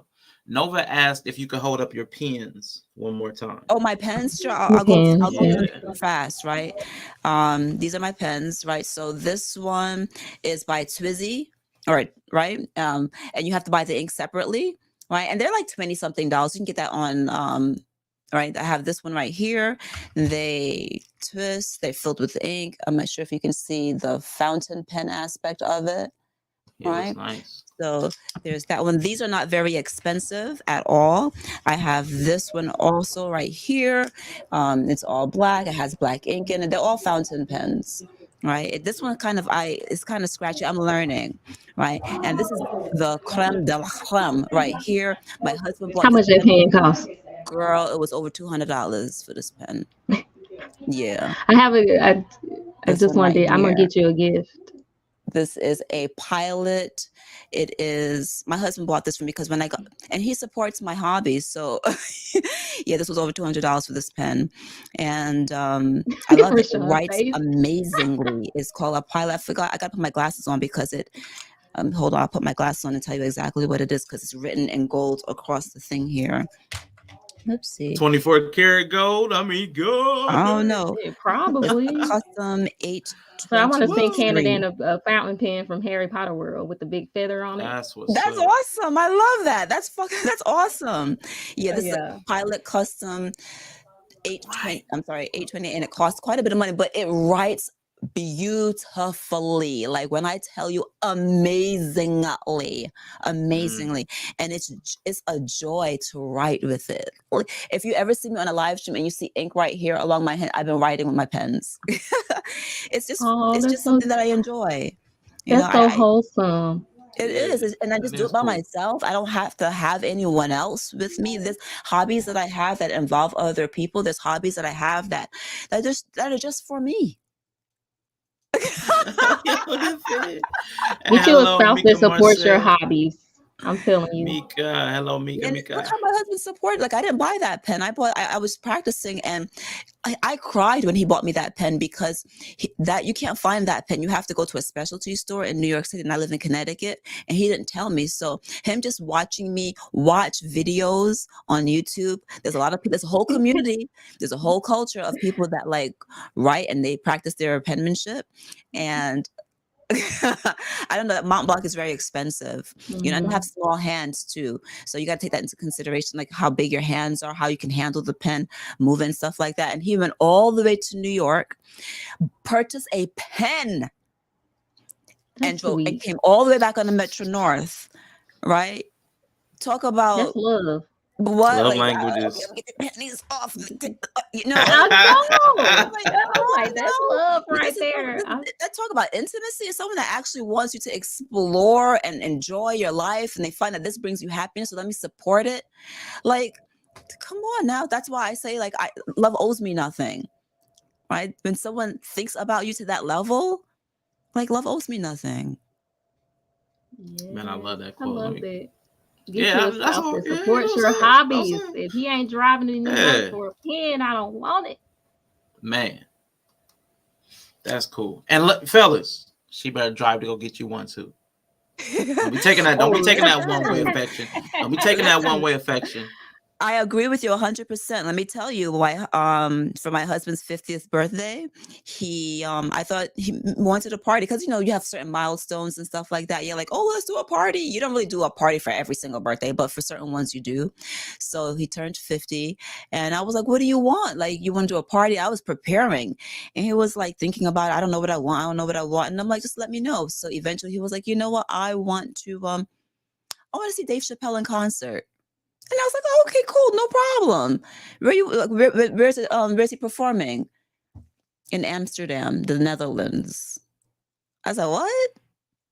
So I flew his ass out, all Flued expense out. paid, flew out, all expense paid, paid for the tickets, paid for the flights back and forth, paid for everything, paid for it all so that he can see Dave Chappelle and Chris Rock, and we had a great time. So yeah, it's definitely something that we give and take. It's not just me as a woman receiving, receiving, receiving, receiving. And sometimes Right. there's small things that I do, like for our anniversary. I don't really expect a gift. If I get a gift, great. If I don't, it's fine. It's fine. But sometimes I wrote a handwritten card. I wrote it just like, and I gave it to him, and that man framed it and put it on the mantle. I'm like, that's not for the mantle. It just meant so much to him that he framed it and put it on the mantle because of what I said, and it meant a lot to him. So yeah, you got to pour into each other, and in relationships. After all these years, I can go on and on about things that I've done that I was surprised that meant so much to him, like writing little notes and putting in his wallet. And he came back and was like, this really meant so much to me. And I was like, really? He was starting a new job and was nervous about being a supervisor. So I wrote a note, I know you're nervous today, but I believe in you and you can do this. Something simple on a regular sticky. And I didn't tell him. So when he went into his wallet to get lunch, he got some encouragement halfway through the day. There's a whole bunch of things that, like, when I tell you that I love don't owe me anything. And I give it all. I'm not here to succubus a man and to have an avatar of a husband, like Bree said. I'm pouring into him just like he pours into me. Yeah. Listen, if I had been on the internet for the last 2 years and only been hearing stuff like that, I probably would have taken some chances on some relationships. But Would you I though? know better. I know better. I know better. But man, I would have been tempted. Like, man, that sounds amazing. Where's that at? That's amazing. But no, that really sounded lovely. Shout out to you and the husband. As Leah said, shout out to the husband, but shout out to you as well. That's the kind of love we need out here. People that are just willing to pour into each other and emphatic about it. Not like you were emphatic and passionate about it. I love to see that. That's one of the reasons I advocate for Mr. He said and Mr. She said so much. I love to see two people talking about each other the same way. Bree be talking about her husband. She loved her husband. I love seeing people that love their spouse. I'm just telling you real quick, and I'm gonna get out the way because y'all rocking. There's this lady at my mother's church. Before she passed, she was about 90 years old. And every time she talked about her husband, George, George. Every time she said George, it was so loving. And I thought, like, okay, he must have just died recently, the way she talks about him, because she was so fond and loving, like he was still present. And I asked, like, man, how long? I must have just missed seeing George within the last couple of years. And he's like, he's been dead like 20 years. I'm like, but the love was fresh coming off of her. Like when she talked about her husband, you could feel like he was still there. And I'm like, man, that's amazing. I wish we could get more of that. I wish we can get more of that. But let me let y'all keep rocking. That was beautiful. Lee is in my camp. But I think you have to be like open, just as open as what you want to receive. And I think too many people go in like with their holding their cards close to their chest because they're so afraid of, getting hurt. And I don't think people love at their full capacity. And I think part of that is also not being able, because they don't have these intimate relationships with other people. I think sometimes, like, because for my husband, you talk about the realms you exist within a relationship. I am his lover. That is the special relationship we have that I don't have with anybody else. And I take it seriously. But I think when you don't have those other non sexual romantic relationships, to really like, why is this person special to me? Like, what would I be losing if I lost this person? Like, like, especially with kids, a lot of women get so into the mother role. I'm a mother, that they forget to be the lover. And I think like a lot of what Ann was talking about is that lover role that you play as a wife. Yes, you're a wife, but that's the loving, that's the lover role. You are adoring each other and desiring each other and showing each other affection in the ways you want it shown, and like doing all these special things, and like really enjoying that special relationship that only you two have, which is as lovers. That's the special one right there. And I think a lot of people, that gets pushed off by all the duty and the duty. And it's like, I hear people talk about it, and I guess I get what they trying to say. Like, you have a duty to your husband, but it's like, I mean, you can be lovers, and like that won't really be a problem if you keep that relationship. If that's the focus, then a lot of that other stuff won't have to be force fed down your throat. I agree, man. That's man. I'm all touched. Technically, he still is here. You know what, Quantum? I'm not dealing with you. And you're right. That's what marriage is beautiful, special. Each person giving their all to each other. I really appreciate that we got that out of that conversation. I want to ask another question, based on the one I asked about how do you pour, how do you get refilled? Salute to Dory Meta. Hello, good to see you. Quantum says she goes all the way in with my love. It's a Leo thing for sure.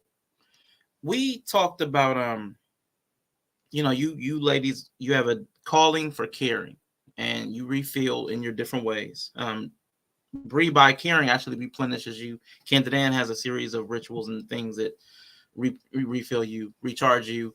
Mm-hmm. But on the opposite end, not just recharging, how do you protect your energy?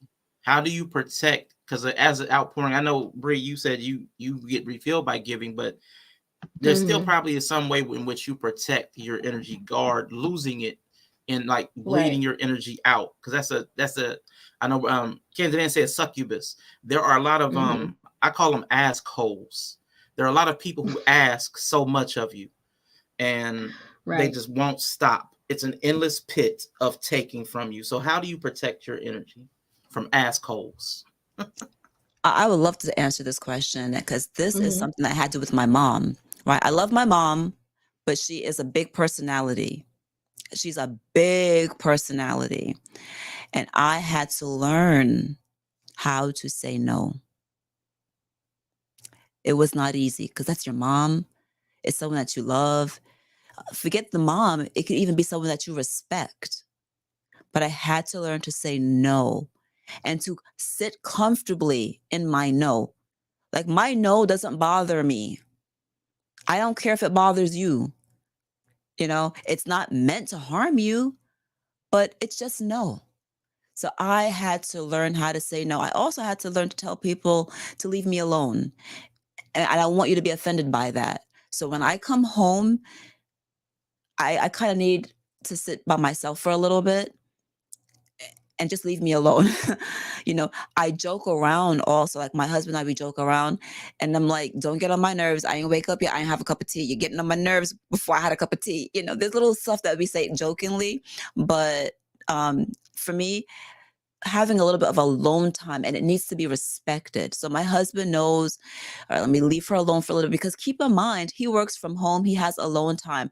When I go to work, I have not just my 6, 8, 5 or whatever patients, but when you're walking down the hallway, they see you in scrubs. Nurse, Nurse. They don't care if you're the nurse or not. Nurse. You could be trying to get to the time clock. Excuse me, nurse. Like constantly. When I come home, I know I have duties as a wife, but I need a little space to be myself. And I've always protected my individualism. You have to protect your individualism. That doesn't mean I have rights to be obnoxious. It doesn't give me the freedom to be an asshole about it. Okay. It's just a little space that I need in order to replenish, in order to transition into this next role that I'm going to play for you, so that I can be there for you in the way that I need to show up. I don't want to be an asshole. And so I'm cognizant of the fact that I want to have this healthy relationship that serves both of us. And I'm not trying to be, I don't, just because I'm a nurse and you give to the world, that doesn't mean I get to come home and be a bitch. Right? So my husband needs a different side of me. He doesn't need the nurse, even though sometimes I'm gonna be the nurse, but I'm gonna be his wife. Right, so that's what I do. Those are some of the things that I do that I can think of off the top of my head. I'm sure after this live stream ends, I'll probably think of a couple more things, but yeah. What about you, Bree? And that was amazing. But Bree, what about you?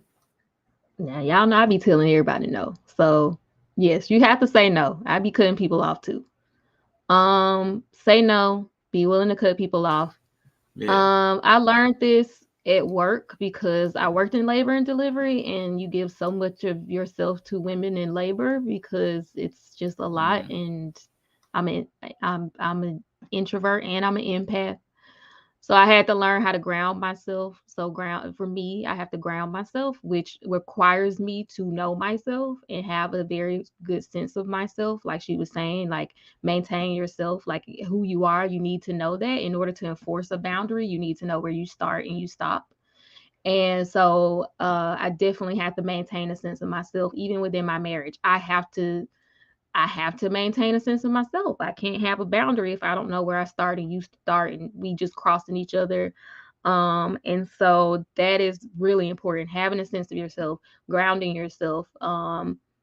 Just when I used to come home from work, yes, I worked in labor and delivery. When I used to come home from work, I had a rule that don't talk to me for an hour.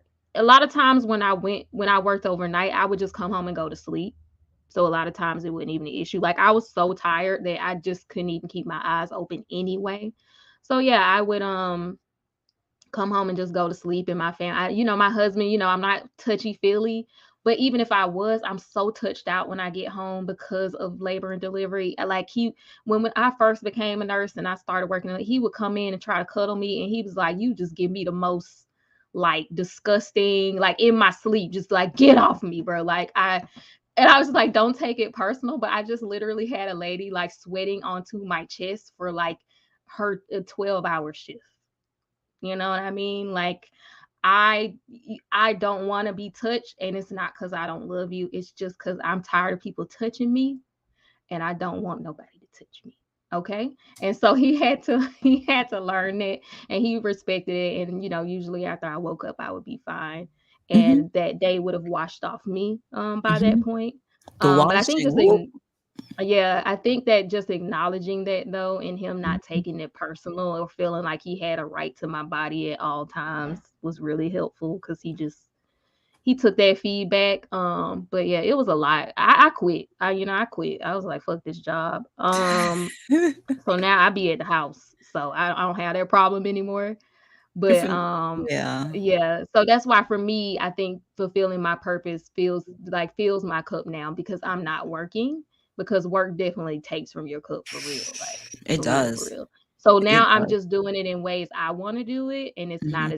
it's not labor delivery, it's not high stress, so it actually fulfills me.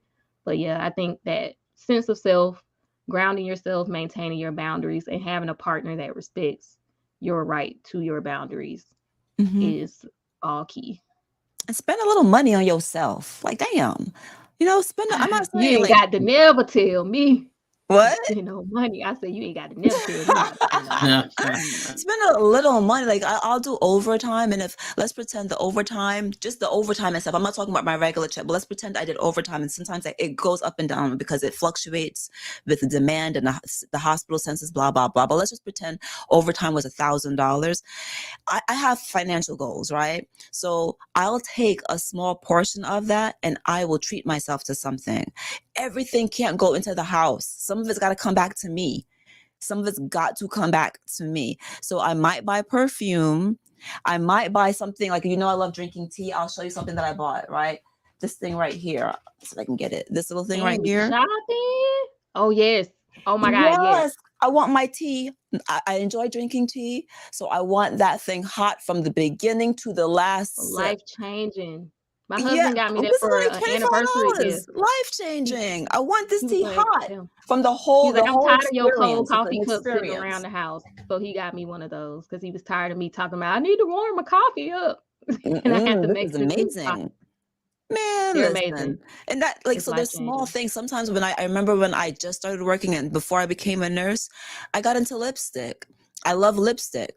So I would spend $25, $15 on like a MAC lipstick or whatever, right? It's only $25. Right? I mean, I could go into the store and buy one for $5, but I'm treating myself. So I'm gonna buy a nicer one, and enjoy it. Right. So you got to spend a little. I'm not saying be obnoxious Treat and be yourself. irresponsible. Right. But, you got to pour a little bit of that money and that work that, the fruits of your labor, you got to pour it back into yourself. I'm a gamer girl, so that's kind of where some of my stuff goes. Mm-hmm. Luckily, we have it benefits us both. We like to have a nice fancy TV so we can have the best frame rate possible for our first person shooters. I have an elite controller always. Like for my Xbox, I can't just have a regular controller. I like the elite controller. We like all my stuff is gaming. I like my cute cat ear headsets and LED lights. Like that's what I like to spend some money on is my gamer stuff and aesthetic stuff like that as well. I love candles. I'm a candle person. So that's you have to have something. I have another question, ladies. I'm sorry. Forgive me. Forgive me for grinning. I don't know why, but I enjoy this kind of stuff so much. So I really appreciate y'all for doing this. But when we've recently talked about content, like the content we consume, the content we watch, as like the caring, nurturer, healer types. Like when you see and encounter like uncaring, like the opposite end of your energy, does that drain you, or is it a little different? Does it like allow you to turn off the caring for a minute? Like I can turn that switch off. Like how's that You finna energy get work? into some shit now, aren't you? I'm Let me asking. get my It's just a question. sock with my Put your rocks rocks in down, it. Bree. Put your rocks down, please. I was getting the rocks. I was getting my rocks. Because people manage their energy differently. Even though you both said you were introverts, Bree said she was refilled by caring, and you said you do other things to replenish yourself. So I'm just saying, for some people, it may be like it drains me, but somebody else may be like, okay, it allows me like catharsis. I can not be the carer for a moment. You know what I'm saying? I can let my guard down or let my hair down. So there's it's a I'll spectrum be of. honest with you, and this might be a character flaw of myself. I don't know. It is what it is. I'm working on it, but unfortunately, it hurts me. That's my honest response. Sometimes I feel like a punk ass for like being emotional about it because, like, what stake do you have in the game? But I don't like to see people hurt. I'm not always so like, I'm cognizant that I can't fix all the hurt. So if I can't help and I can only send a super chat or I can only make a comment, whatever little thing that I can do, I'm going to try to do.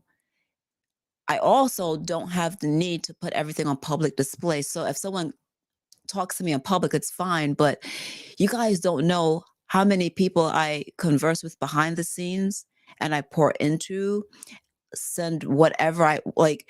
This is a long thing with me. So it hurts me.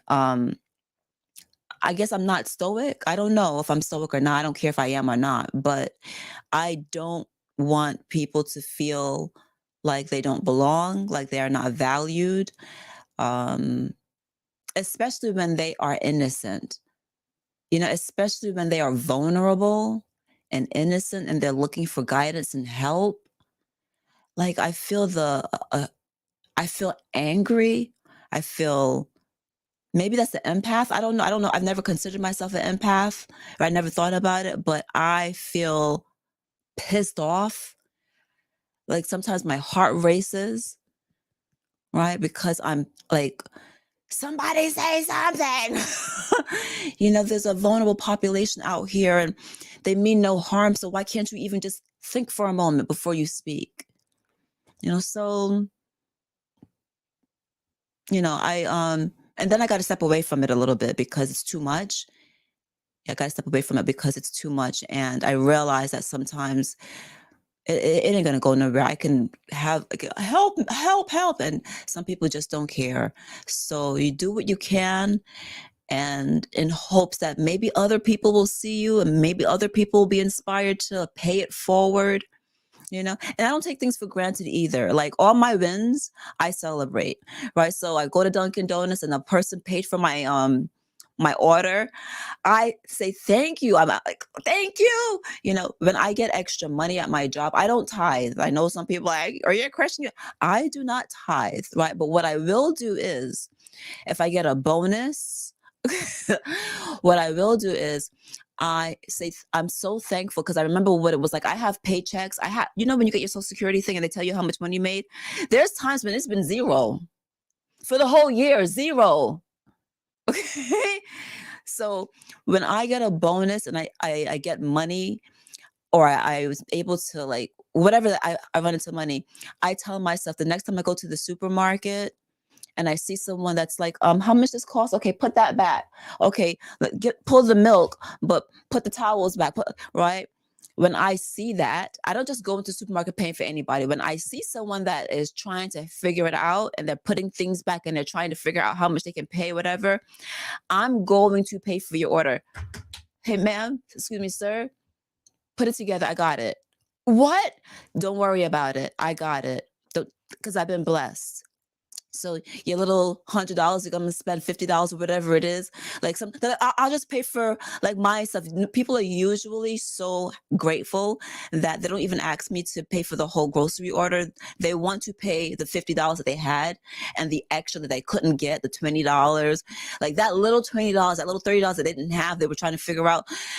I've gotten kisses, I've gotten hugs, and I'll tell my mom about that, and it inspired her to do the same thing also. And she called me up and told me, like, oh my God, this woman started crying at the supermarket because and it wasn't even that much money. And my mom told me, it was just a couple of extra things that she needed, she couldn't get.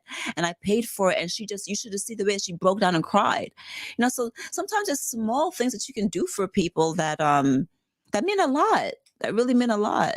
So like you'll see this play over and over and over and over in my life by me complimenting your dreads, 100 watts, by me complimenting the person that's I know you probably had some kind of like you're with a cane and you're on the treadmill or not treadmill, you're outside. And I'm like, go ahead, you got it.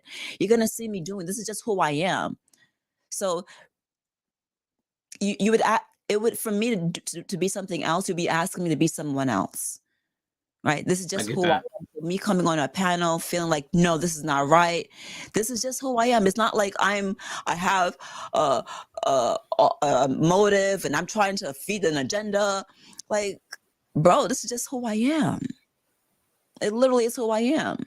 And some of these stories I talk about have been documented. They're on my blog posts from 5 years ago. There are videos I talk about. People that know me from Friday Night Confessions, which I took down, right? They know this about me. Yeah, I used to have a series called Friday Night Confessionals, but that's neither here nor there. It's not here, but it needs to. I'm sorry, it wasn't. It wasn't a treadmill. Sometimes I go on a treadmill, but today I decided to walk on a trail. I said treadmill, I meant trail.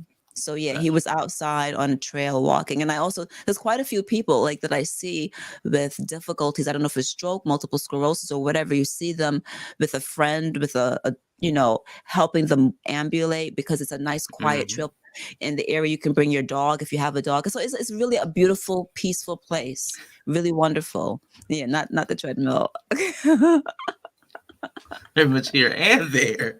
Where's the end there? Is that No, an but empath though? I don't know. I never really thought about it.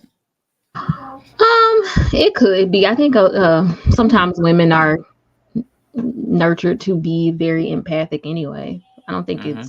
it's that strange or Yeah, weird. But I mean, men are can be as well. I'm different. Me and Canada are very different. yeah, We're same in some ways, but I'm stoic. I'm pretty much a stoic person.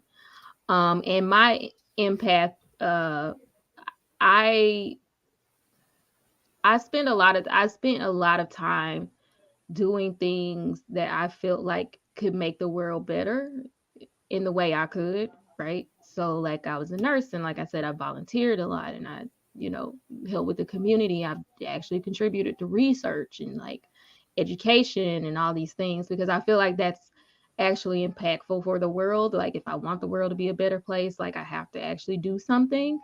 So like in that way we're the same. Like we feel a call to help and so we try to help. But I am not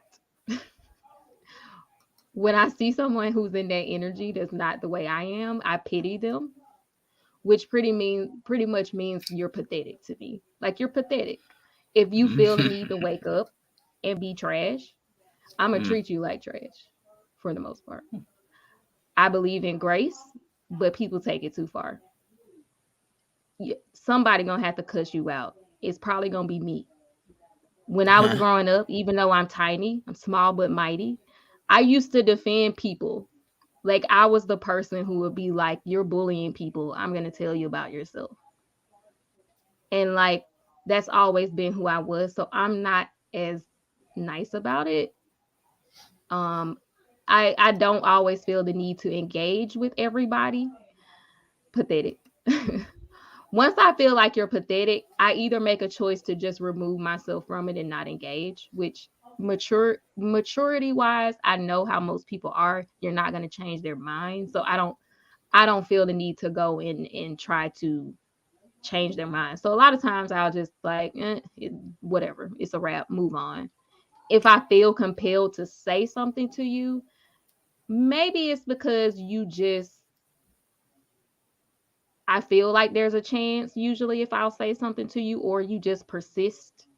Like I try to move and you going to persist to follow me or I'll notice a pattern or something like that and I'll call it out. So for me, when I notice someone's in a different energy and they're just basically out to be destructive, disruptive, stupid, yeah, I don't have really much for you. mm. I'm a very much so like you reap what you sow kind of person. And if you eventually keep walking around in life and being trash, you're going to sow some hands from somebody.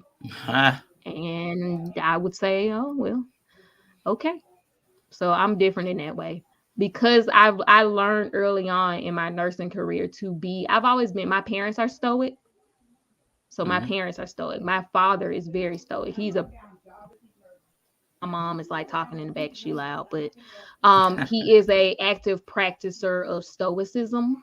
He taught Mm-hmm. us stoicism, so I'm very stoic. So I think that's helped with the emotionality. I don't have huge swings. I do have emotions, but I choose to either engage in it or I don't. It just depends on does it benefit the situation to lean into this or does it not? I know a lot of people think, oh, you don't want to cry because you're still like, I'll cry. If I want to cry, I'll cry. But is me crying in a cold helpful? No. So bitch, get it together.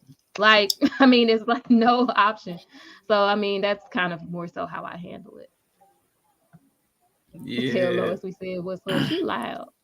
Yeah, tell her we said what's up. You know I admire me some Lois, so tell her she has fans out here. She got fans. She got people fanning. I really appreciate y'all's responses to that one because I do think that empathic nature that I guess a lot of people have. I I ain't going to go into what I think, but I feel like it could possibly be detrimental. Like, I mean, I think taking on too much of the world's burden internally can be harmful at times. And I think it's hard because nobody's going to ever try to come and pick up that burden back off of you. It's like, so your empathy and empathic nature will take on those burdens, but nobody's coming to relieve you of them. So I mean, so it's important. I'm glad that you two both have mechanisms and relationships that alleviate those burdens, because I Yeah, can that's see why that I have as to turn well. some of this shit off.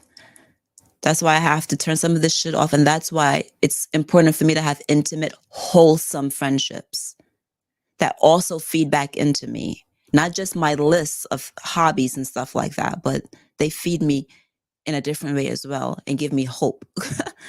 Right? So sometimes I have to stop watching the news. Like, people are like, oh, what happened? Did you hear this happened in the news?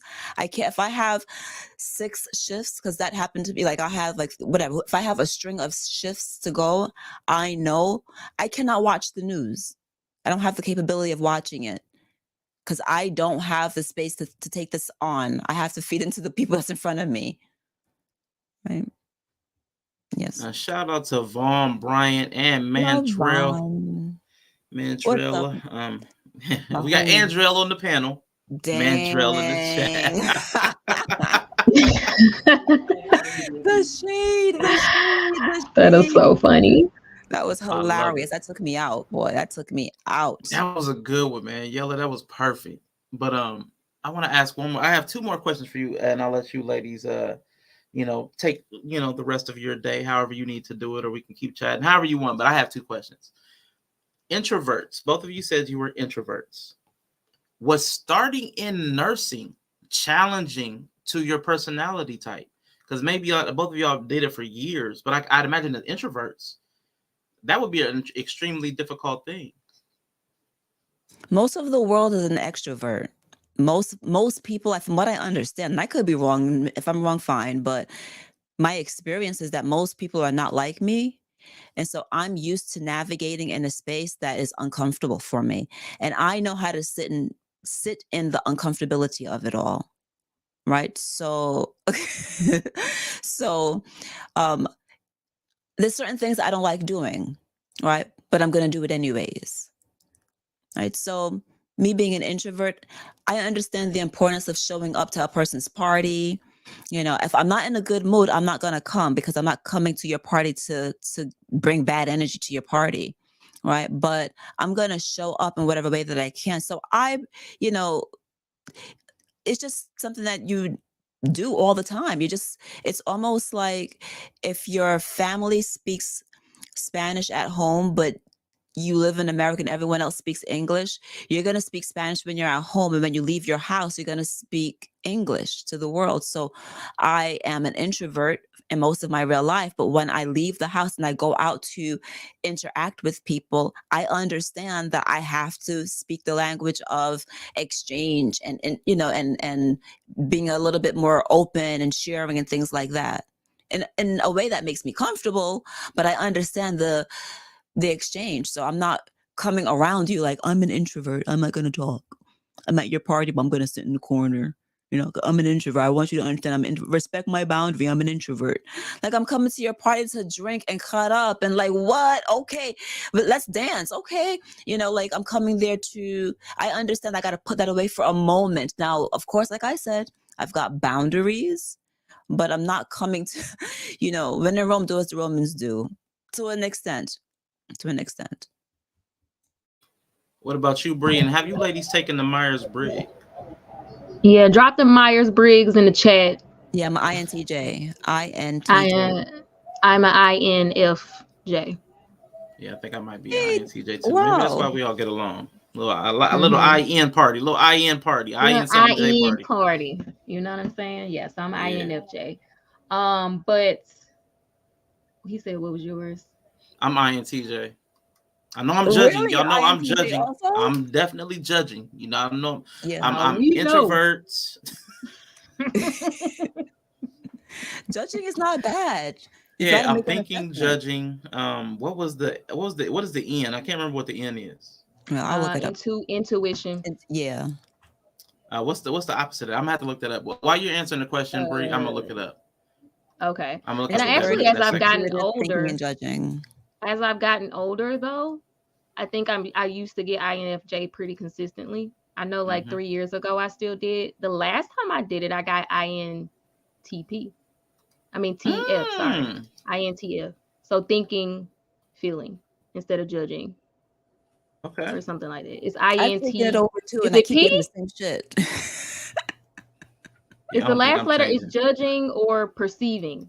So It's I'm yes, judging. The J is but the definitely opposite is judging. but J is the opposite of J is P, which is perceiving. Like instead of Mm. judging, you perceive. So yes, I got INTP, thinking, perceiving. So that's what I got last time. Yo, Yella is Um, hilarious. I swear to God. right. It was hard for me. Thank you. Okay. Yeah, so it was hard for me. But before I became a nurse, I was a server for 10 years. I waited tables in a variety of restaurants. So I think for me it pushed me out of I got used Ah, to yeah. talking to people I didn't know because if you wait tables you like have to, but I wasn't the best server. Like when I worked in like I was a good server as far as like I always anticipated the needs of my tables. Like I was always like very good as far as like I anticipated what they would need and like I would get your orders right, but I wasn't very like talkative. Or if they Got wanted us to sell, like in some fine dining restaurants, they want you to sell wine or upsell wine. Mm-hmm. And I was not good at that because I didn't like to force people like, oh, you trying to get this $50 wine. Here, get this too.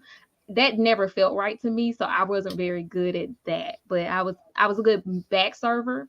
So like in restaurants, you have the front server, back server, buzzer. I was good because I was that mediator between the back of house and front of house, and I was good at that. So that kind of helped with that. But then as a nurse, I think I got older. One thing that really pushed me out of my introversion was moving across the country though, because I didn't have comfort and I wanted to make new friends. And Seattle, in particular, it's not a very social place. It's called the Seattle Freeze, and it's really hard to Mm. make friends. So versus in Interesting. the South, people are pretty warm and you can just be around and maybe make friends and stuff at work. But it's not like that in Seattle. And so I would go to meetups and like go to like all kind of meetups. I was learning Japanese at the time, so I would go to like Japanese meetups with like people from Japan, which was really fun. And we would have like these huge Wow. meals, and I would go like to coloring meetups with people, and we would like go to these fancy cafes and like color, or like basically adult field trips. We would go to like Pipe Place, or like we go to the beach and stuff like that. So that really pushed me out of my introversion because I needed to make friends in a new city. And so then by the time I became a nurse, it was a little bit easier for me.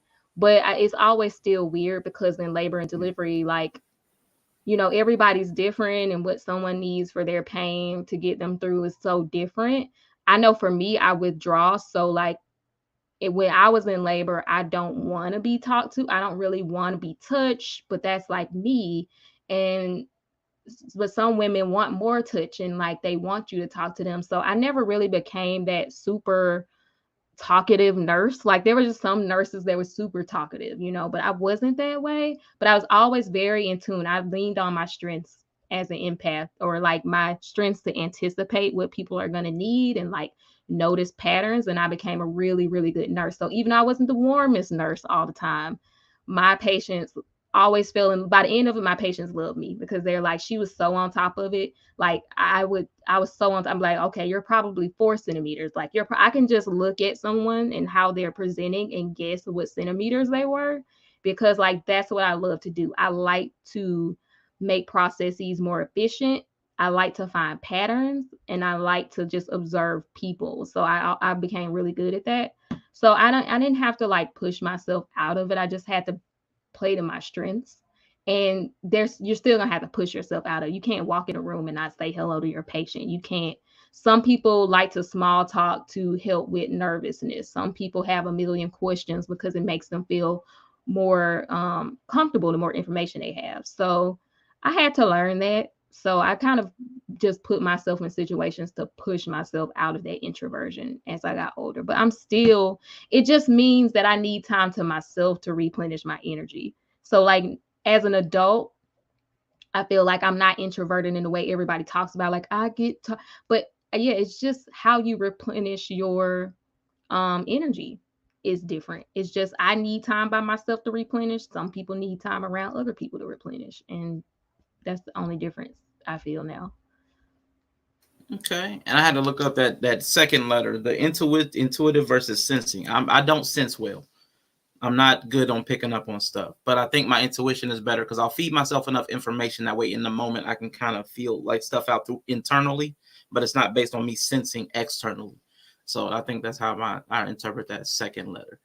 But the thinking and the judging, yeah, that's definitely me. And the introverted, I'm definitely more introverted than I could go the rest of my life and never interact with another person, and I think I wouldn't go crazy like some people. You know, that whole solitary confinement, when I first heard about that, like people go crazy. I'm like, what? That sounds That sounds wonderful. like a vacation. Yeah. Oh my God. Like I have said this multitude of times. Like, why are people upset about solitary? I mean, look, I'm not trying to disrespect the whole process, and like I understand it as punishment and lonely, right? But for me, I'm like, that would be wonderful. Like this whole C19, and people were like, I need to interact. I was like, I was preparing for this all my life. Yes. To be by my damn self without people like can't come over. I'm sorry, I can't come to your birthday party. I'm saying COVID. Wonderful. I'm gonna send a gift. Wonderful. Like, woo. C19 came through. I was like, oh, I ain't got to go nowhere. I was at my hobby's best, man. I got new I'm hobbies. telling you. I was like, I ain't got to go to nobody's house. I ain't got to get invited nowhere. Man. I was so happy. Oh my God. The best time of my life. 5-star. I know everybody was hot, but and also I know people didn't like this. I know people didn't like this, but the masks, I was masking up for fun. I was out there looking like a bandit, you know what I'm saying? I was like, yeah, you know, I get to walk around in broad daylight with a mask on like I'm a kid. It was like Christmas every day. Oh man, good times. I miss them. But for sorry. One of the things I want to touch on something that Bree said, because the funny thing is that Bree doesn't like people touching her, and she's stoic or whatever. And I don't know if this conversation would make anyone think that I'm all touchy-feely, because I'm not, right? So I have an expectation. I don't even want to use the word expectation. But my patients, I want them to do for themselves as much as possible.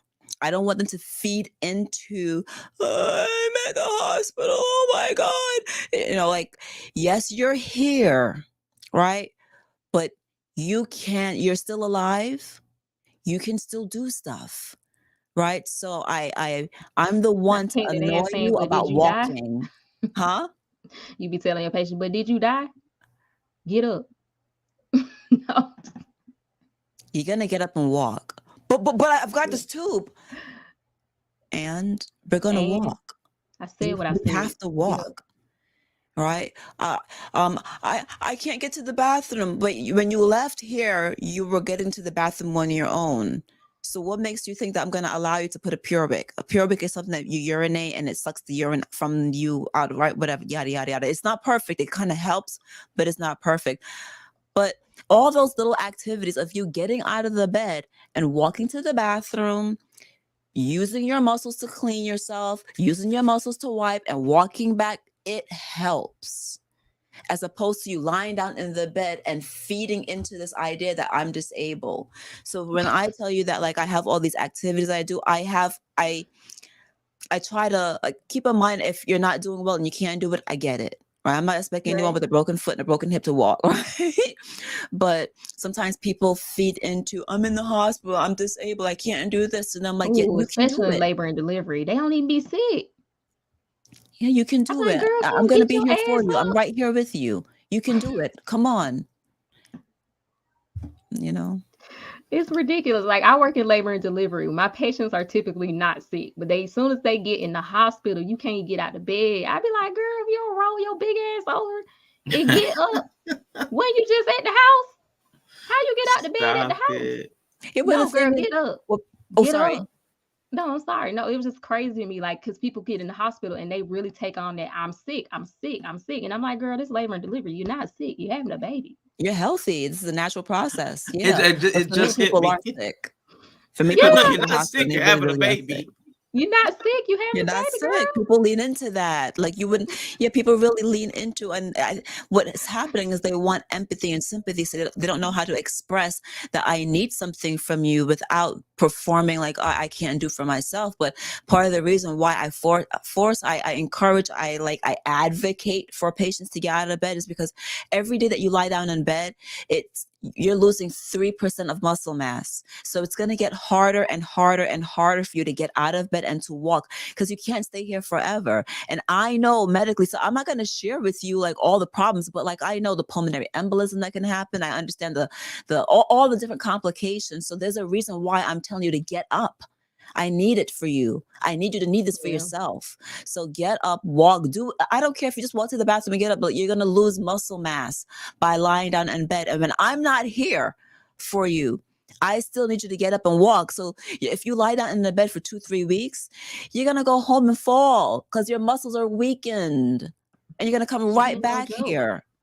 So it's really that I do it for you guys. I don't do it for me because I'm going to take care of me. One thing I'm going to do is I'm going to take care of myself. Like, let me tell you guys, I love myself, right? I'm not like, I'm the best human in the whole world. I know I got some faults, but I'm going to love and honor myself. So me telling you to get up and walk, like it would be easier for me to sit down and chart. Right. It would And be I'm not easier gonna for me break. to I'm just not breaking my back trying to stick get your pick your it would ass be easier up. for me to stick a pure. We can tell you go ahead and pee. We're going to suck it up. But I'm trying to get you out of bed. So sometimes people get upset with me. Why I gotta get out? Like the other nurse just, I'm here now.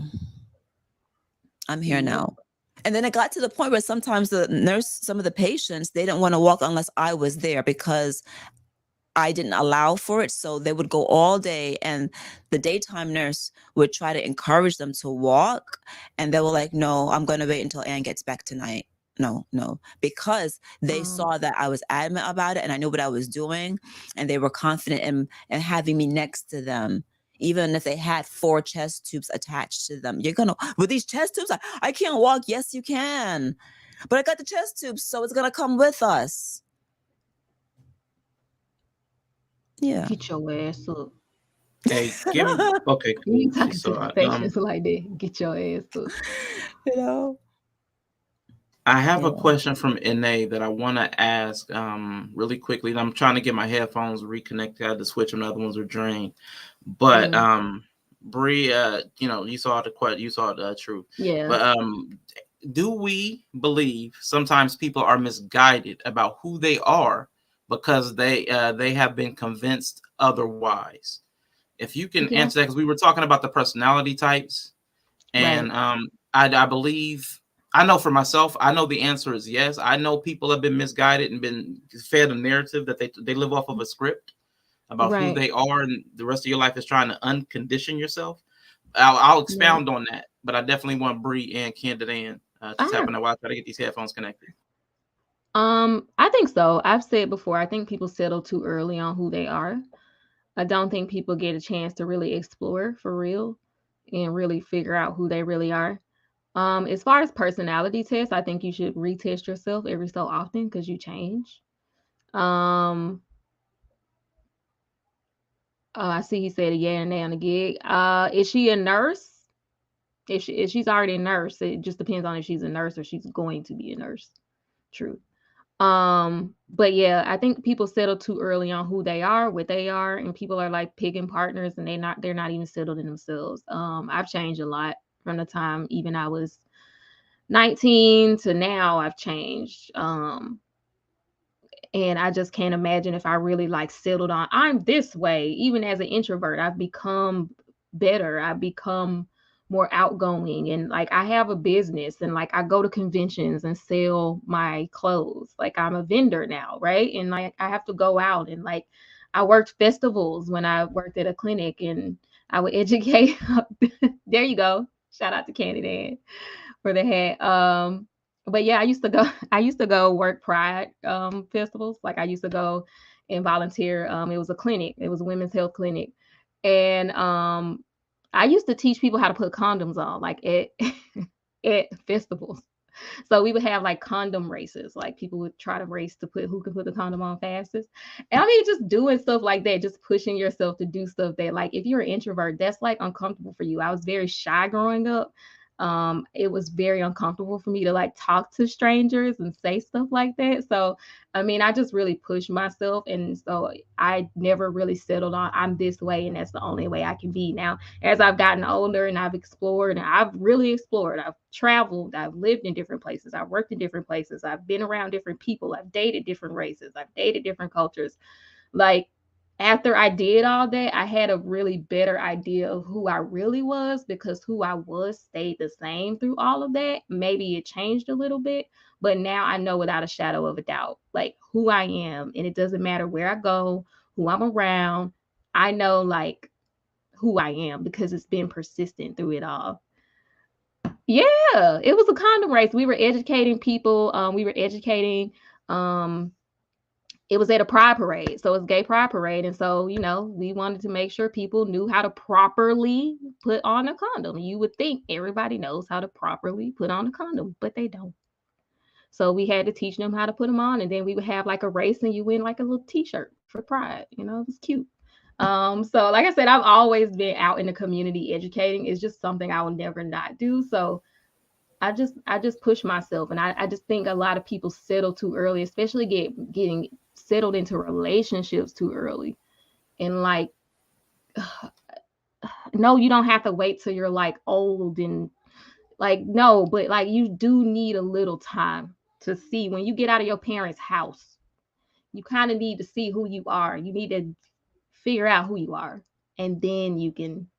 He said, "Don't." And then that's when I think you should pair off. So yeah. Now And you I know. I am RN. True. Okay, cool. Now, Registered. Yella, you about to get us struck down as negative because you Uh-huh. saying don't use a condom. That's the kind of ridiculousness. But Candy, and what are your thoughts on that question that Nate had asked? Are Yeah, some people misguided about? Okay. I think that I don't think I struggle with this, but I can see when I hear moms talking about I don't know who I am anymore. After I had kids, I don't know.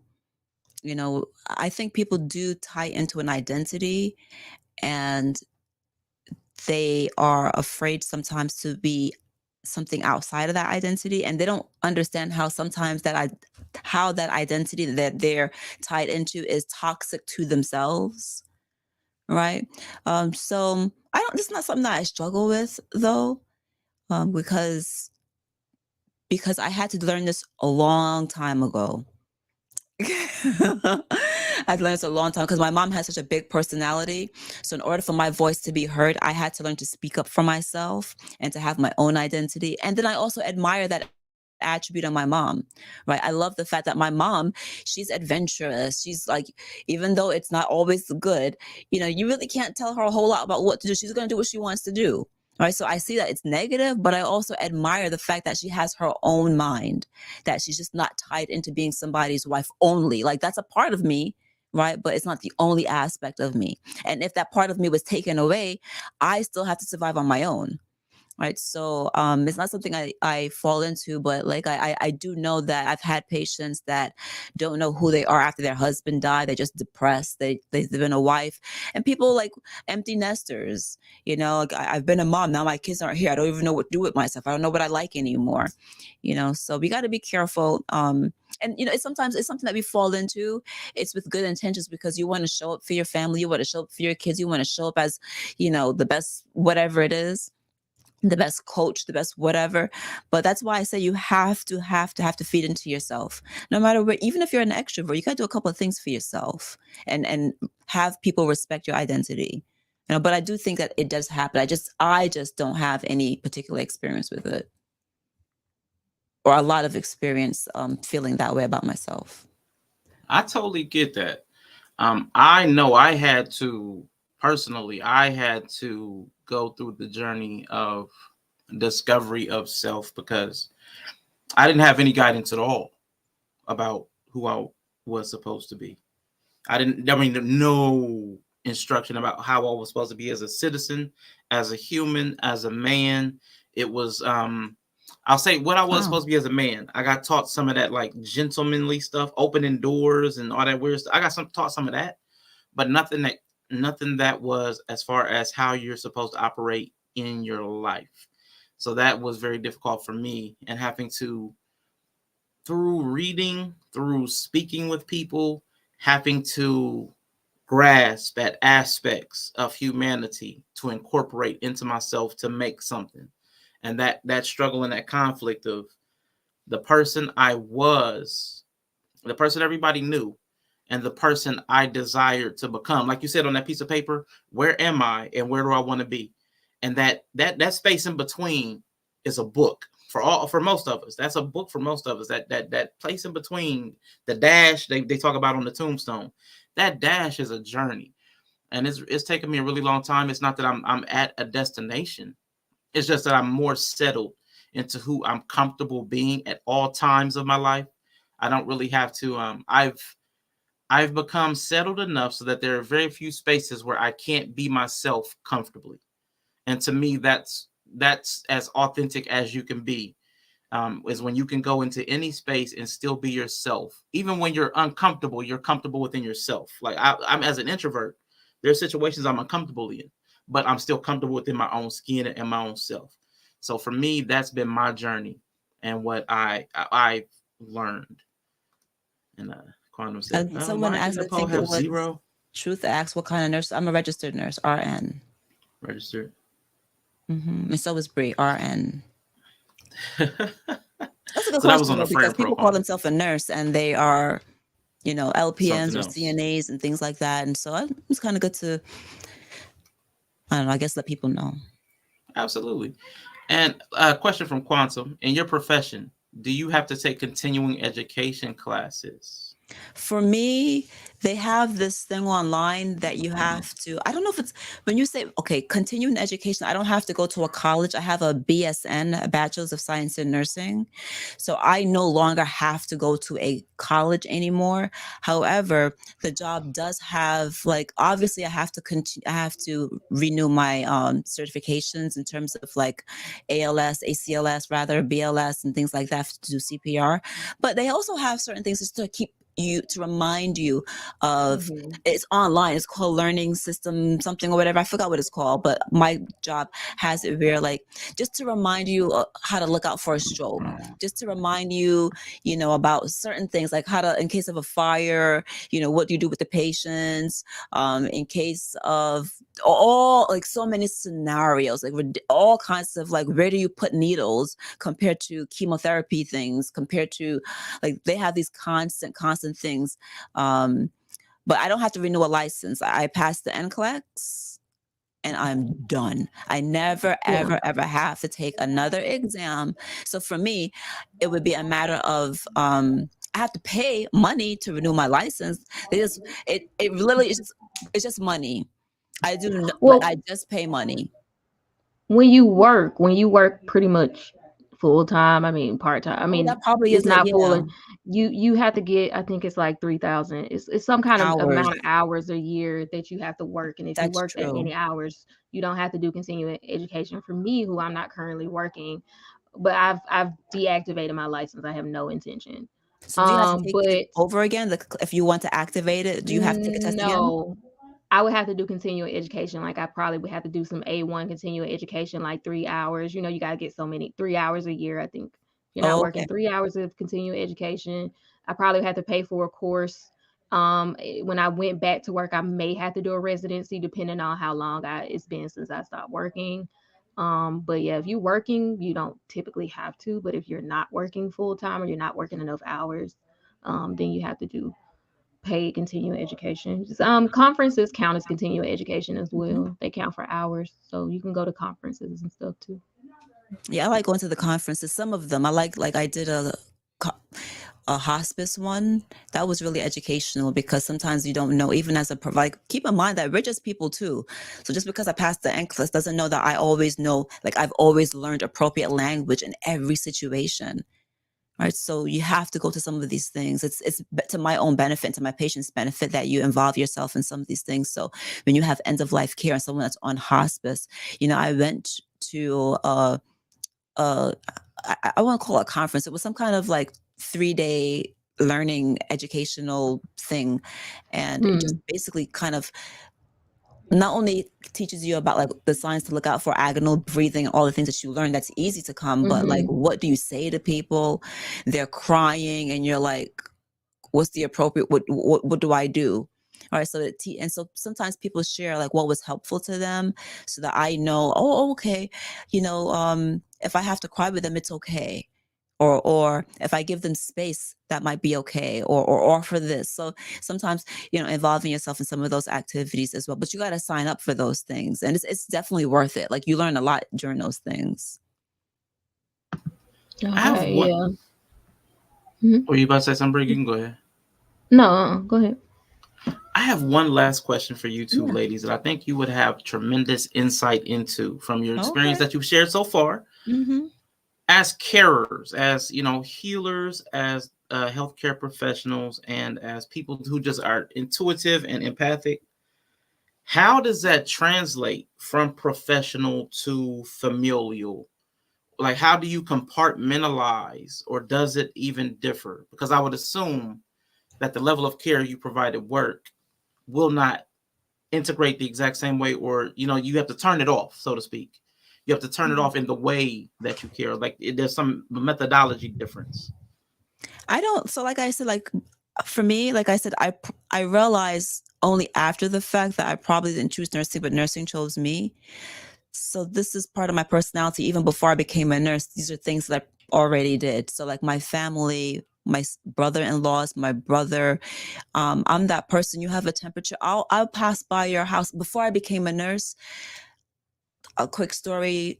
There was a woman, when you take the train to work all the time, you kind of know the same people because you take the same train and y'all sit in the same cart and you kind of know, right? So a woman that I didn't know, but after a year of us taking a train and getting broken down together and getting stranded together or whatever, one day I didn't see her for like a couple of days, a couple of weeks, right? And when I finally saw her, she was looking real skinny. And so I was not a nurse at this time. I just want to emphasize, I was not a nurse.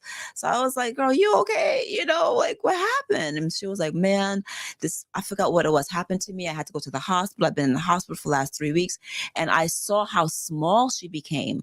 Right. I know that she didn't drive because we had chats about like, the train broke down. I can't get it. So I knew she didn't drive. I knew a little bit of stuff about herself. I knew she was single, and so what I did was I said, I knew she was from the Caribbean. We connected because we're from the Caribbean. I heard her Jamaican accent, and I know how my people are. Very prideful, don't want to ask for anything.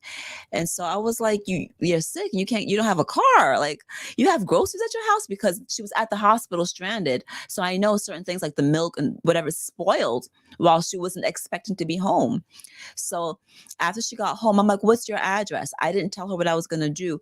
I bought bananas, I bought milk, I bought eggs, just some staples, nothing, and I spent like $75 buying like smoothies and just some staples so she can replenish and just deliver them to her house. Right. So that's before I became a nurse. Right. So over and over and over, I'll tell you, this is just who I am. Right. So even if I wasn't a nurse, my family already knows. Like my father, if he calls me right now, he already knows. I need to know what your blood pressure was. He already knows. Just don't play games with me. What is it? Right. So, now my mom, she's going to fight against me. And so I respect that. Leave me alone. Why are you there? Right. So whatever, whatever. Right. But people know this about me. This is anything new. Right. If I realize you have a cold and you don't have anything, I'm going to pass by with a thermometer. I'm going to pass by with a scale. I'm going to buy it. And you can't tell me how to love you. You don't control how I get to love you. This is me. If you accept me, then you don't get to control how I show up for you. So it's going to be in stuff sometimes. It's going to be in spending time sometimes. Like, that's just who I am. So that's just who I am. Right. Now, keep in mind, I might stay away from you because you get on my nerves too. Don't think that I'm showing up for every damn body all the time. Don't let that fool you. Like, if you get on my nerves and you're not respectful and you're fighting all the time, I will let you go. Like, you can't make your own choices. Like my mom, even though I tell her, take your blood pressure medication every single day, I know. And she'll only take it when her blood pressure is high. So go ahead, do you. You know better, go ahead. I'm not fighting.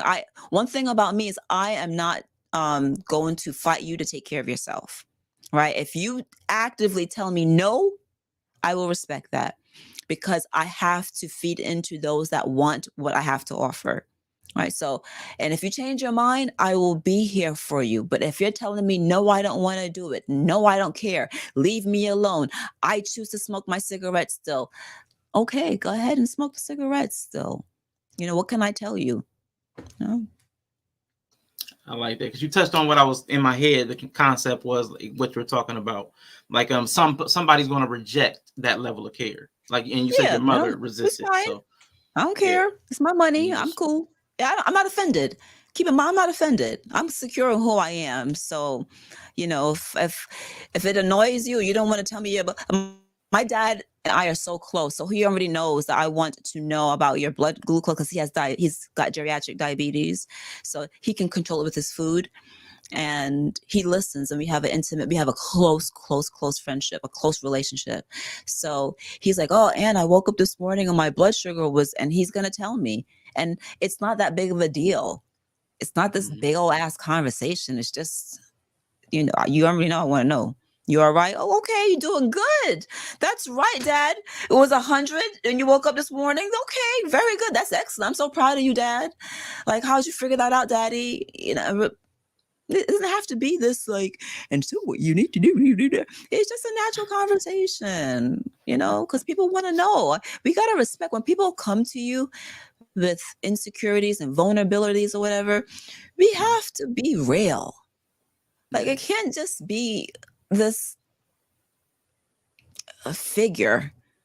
Right? I'm coming here with my nurse hat on, and like, people want a real connection. I'm not saying I show up to, I'm pouring everything I have into everyone, but like, enough to give you what you need, just enough. okay. I like it. And what about you, Bree? Have you had issues being able to like transition? Like, are you the same everywhere like Candid is, or do you kind of code switch? No, the type of nurse I was, um, I didn't work the floor I did Yeah, work the floor the whole time, but I was listen, labor y'all. and I'm gonna delivery come is in a the little different. hospital. We No, make it's fun of not y'all that. because y'all got a good It's not. life. Like, these It's people are not healthy, that. they walk. Y'all No, got it's not because of where I worked. It's not because of where. It's because of the type of person I am. I'm gonna come Okay. in and I'm gonna be like, this unit's fucked up. Y'all don't know what y'all doing.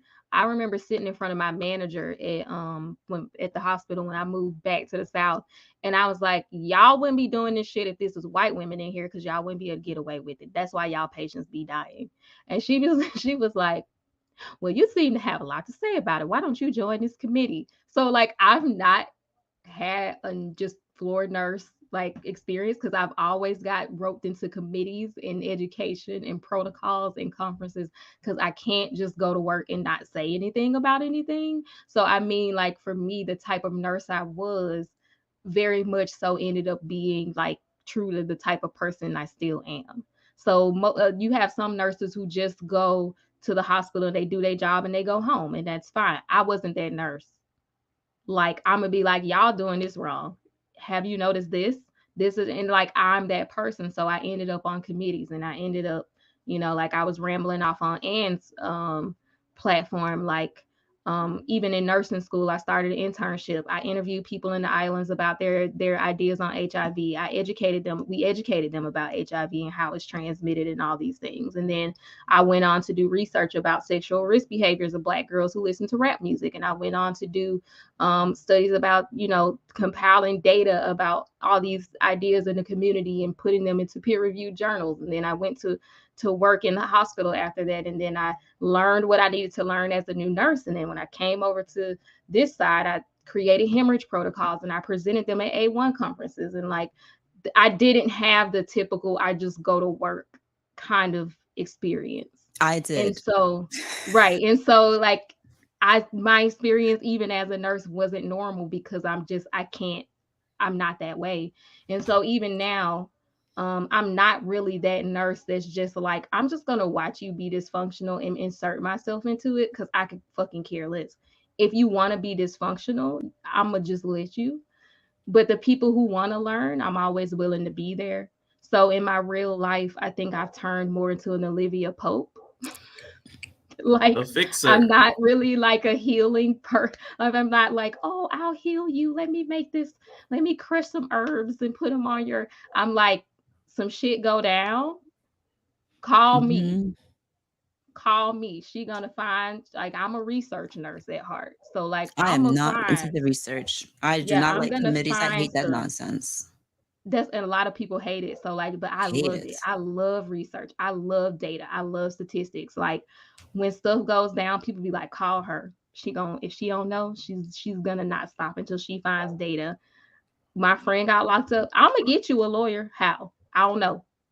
We gonna figure it out. And I got you a lawyer. I sure did. You know what I mean? So like, I've turned into the fixer in a sense, but Mhm. that's how my nursing career looks.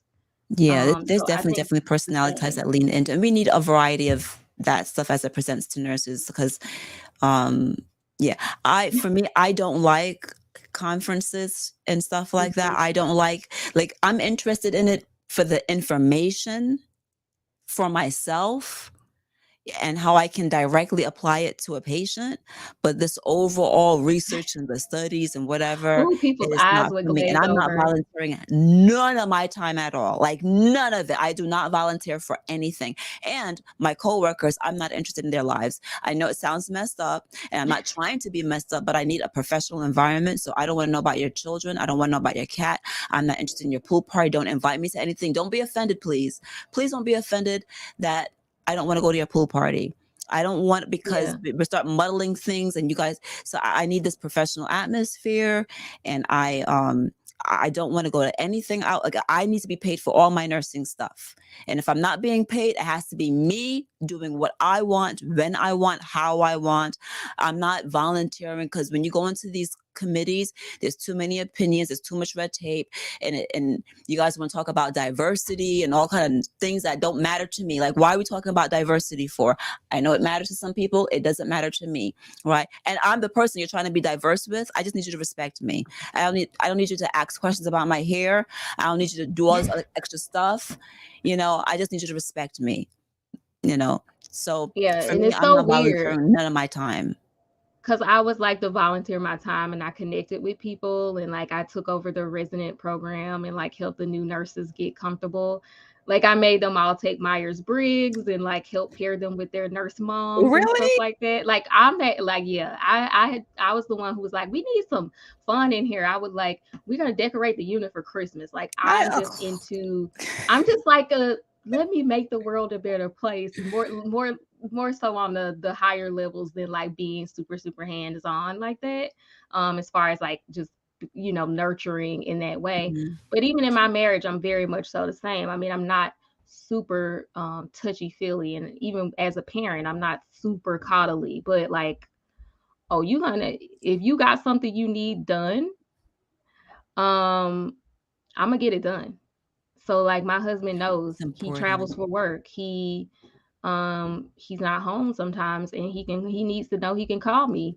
He picked the right Hmm. wife. I mean, he knows he can call me like, I need a hotel here at this time, this by this date, and I'm gonna have it. He knows I don't really know this. He just can ramble off something like, I was told I need this random thing, and he knows I'll figure it out and I'll give him the information. He knows I can get shit done. And I think that like it's still, there's room for it. And I say that to say like some people really harp on like, oh, this way I women should be this way. And I'm like, it just depends on what you need. I mean, he needs someone who can get it done. And my kids, they extra. So they need some of that extra hypervigilance and anticipating and being able to pull in resources when they need resources. So I think it's a different way to nurture. It's not the warm and fuzzy way, but it gets shit Thank done. you. Hmm. That's what's Yeah. up. Well, ladies, you answered all of my questions. Thank you so much. You're I do welcome. want to know, because I know we'll talk another time offline, Hmm. because I know Candid, and your schedule fluctuates. Hmm. But people who are still in the chat, I guess it's not fair without something to compare it to. But Hmm. did you like the format of this stream? So give us some feedback of the format of me questioning the ladies and allowing them to answer and kind of Sure. being hands off, or like, Hmm. so people in the chat, if you give feedback. And again, I'll talk to you two ladies probably in Discord. But I Hmm. don't let's consider how we did it today and what you may want to do differently, even if it's just the two of you up here, whatever. I like hearing y'all's perspectives on things. I enjoy hearing certain people discuss just about anything. So I really do thank you. You're Just really welcome. quick, man, thank you both. Thank you, Bree, and thank you, Candid, for participating. And I want to let everybody know I will not be here tomorrow. Tomorrow's my nephew's birthday, and I have another appointment. And see, I was actually see quantum. Spirit. I have it written down. I was going to steal it from Brother Clarence. So let me give a shout out to Brother Clarence. At the end of every show, he talks about what kind of performance was it, a strong performance, solid strong performance. I was like, I'm gonna steal that and ask people to give me the people or the show a rating of 1 to 10, 10 being a dime, and then there you go with it. Mm. Scale of but you said 1 to 5, A but on a five. scale of We 1 to 10, superseded. Okay. yeah. So I was thinking about that whole dime thing. I was like, you know what? Let's get a rating, to get the feedback at the end of the stream. And I was like, shout out to Brother Clarence. I've been checking him out a little bit more. So, but Yeah, what I I was love the going, format, and I think that moving forward, as we continue to do things, we'll figure it out. It might yeah, change a okay, little bit. I don't mind like talking about. One thing about me is, even though I'm a nurse, right? mm-hmm. I have a lot of I was scared to even tell people that I was a nurse because I have so much personality. Like the candid part of me was there for many, many years before I had a nursing license. Okay, It was I've been this online thing for many, many, many, many, many years before I became. And it's documented, right? yeah, So I hope we can talk about not only nursing stuff, right, yeah, but fun stuff too, because I want to have a food fight conversation on this channel. yeah, We need to pull Yella up, and people need to talk about what your yuck is my yum. I love when you said that. I think that'll be a whole fun mm-hmm. conversation, but I absolutely enjoyed myself, and I love the intellectualism that you offer, the fun, natural response. What I love about Brie is that she's not easily offended. I can tell, what are you talking about, girl? And she understands me in that sense. Like, she's not easily offended, and that's kind of hard That's to good. find people that are not easily offended, that you can be real with. Like Yella is like that. He's not Yes. easily offended. I can ask him like, why are you doing such and such? But we know not to say why, but all that kind of stuff. So it was fun. It was fun. Cool. I hope we can definitely continue and talk about a variety of different things. And which, Absolutely. guys, if you're watching the replay, leave comments in the comment section below, so we can, if there's something you want to talk about or a news article that you saw and things like that, we're happy to like talk about some of them things also. I'm interested in this contest, this condom contest. That was Oh, you somebody condom race? Yeah. Y'all trying to race. do one Yeah. live? Y'all trying to do one? I mean, no, but I'm curious. Curious to how No, that. it's just because, like, some people, for instance, I mean, one of the biggest mistakes is the people, a lot of times people didn't realize you have to leave a little space at the tip. Top. Mm-hmm. Right. And like, so that was the biggest thing. But these are like young people. Maybe they never really Yeah. learned how. So I worked for a feminist women's clinic. Yep. I hear people burning inside when I say that right now. But that was like one of the places that needed a lot of outreach, and got to buff up that resume, Mm-hmm. So it was fun. But yeah, a lot of people messed that one up, or ripped it trying to put it. It was just funny stuff. It was just so funny. I wish I had videos of it. It's just hilarious. It's awesome. I love it when we can make like these. Sex is usually very intimate, and we all laugh and giggle and all kinds of stuff. But I love it when we can talk about it openly in a safe space and educate in a safe space. Yeah. Yeah. As an educator, I'm usually comfortable talking about most things because I've had to have weird, uncomfortable conversations with people, especially in labor and delivery, depending on why they come in, But so I'm very comfortable with certain things. I know a lot of people aren't. So yeah, I'm looking forward to more shows, and I have fun. Yeah. Yeah, let's do it. Thanks And for again, the I'll try chat. to. I'm very rigid. I'm a very rigid thinker. So I like Kendra said, it doesn't have to be a specific format. It can just be, Hmm. we'll work on it. We'll talk, and I'll Mhm. try to keep an open mind because I like having things set. And yeah, so I'm weird like that. I'm a little, was that type A on that thing. But what I was trying to say, tomorrow I will not be here, but I do have a video where me, Kendra, Daniela, and Bree were having a conversation, and it was about the Maslow's hierarchy and how people that have a need, Oh. it's really hard for them to develop personally. Like personal development is really hard when people have needs at the most basic level. And so it's about like 45 minutes of a longer conversation that I have, and it's going to come out tomorrow for you all to see. Hmm. And next time I should see you should be on Tuesday of next week. That'll probably be my next live stream. So Tuesday and probably again Hmm. on Wednesday. You should see us public. Me and Bree on Tuesday. Me and Nobody Knows on Wednesday and Thursdays. We'll figure that out. So Hmm. I want to thank all of you. I did not make intros and outros for It's this, all but right. we'll develop. So I am going to, just so at the end of the stream, there's not that like everybody in that weird little freeze frame. I'm going to put the overlay up and I'm going to end the stream. So I hope you all have a wonderful day. Bye bye. Yay! Bye.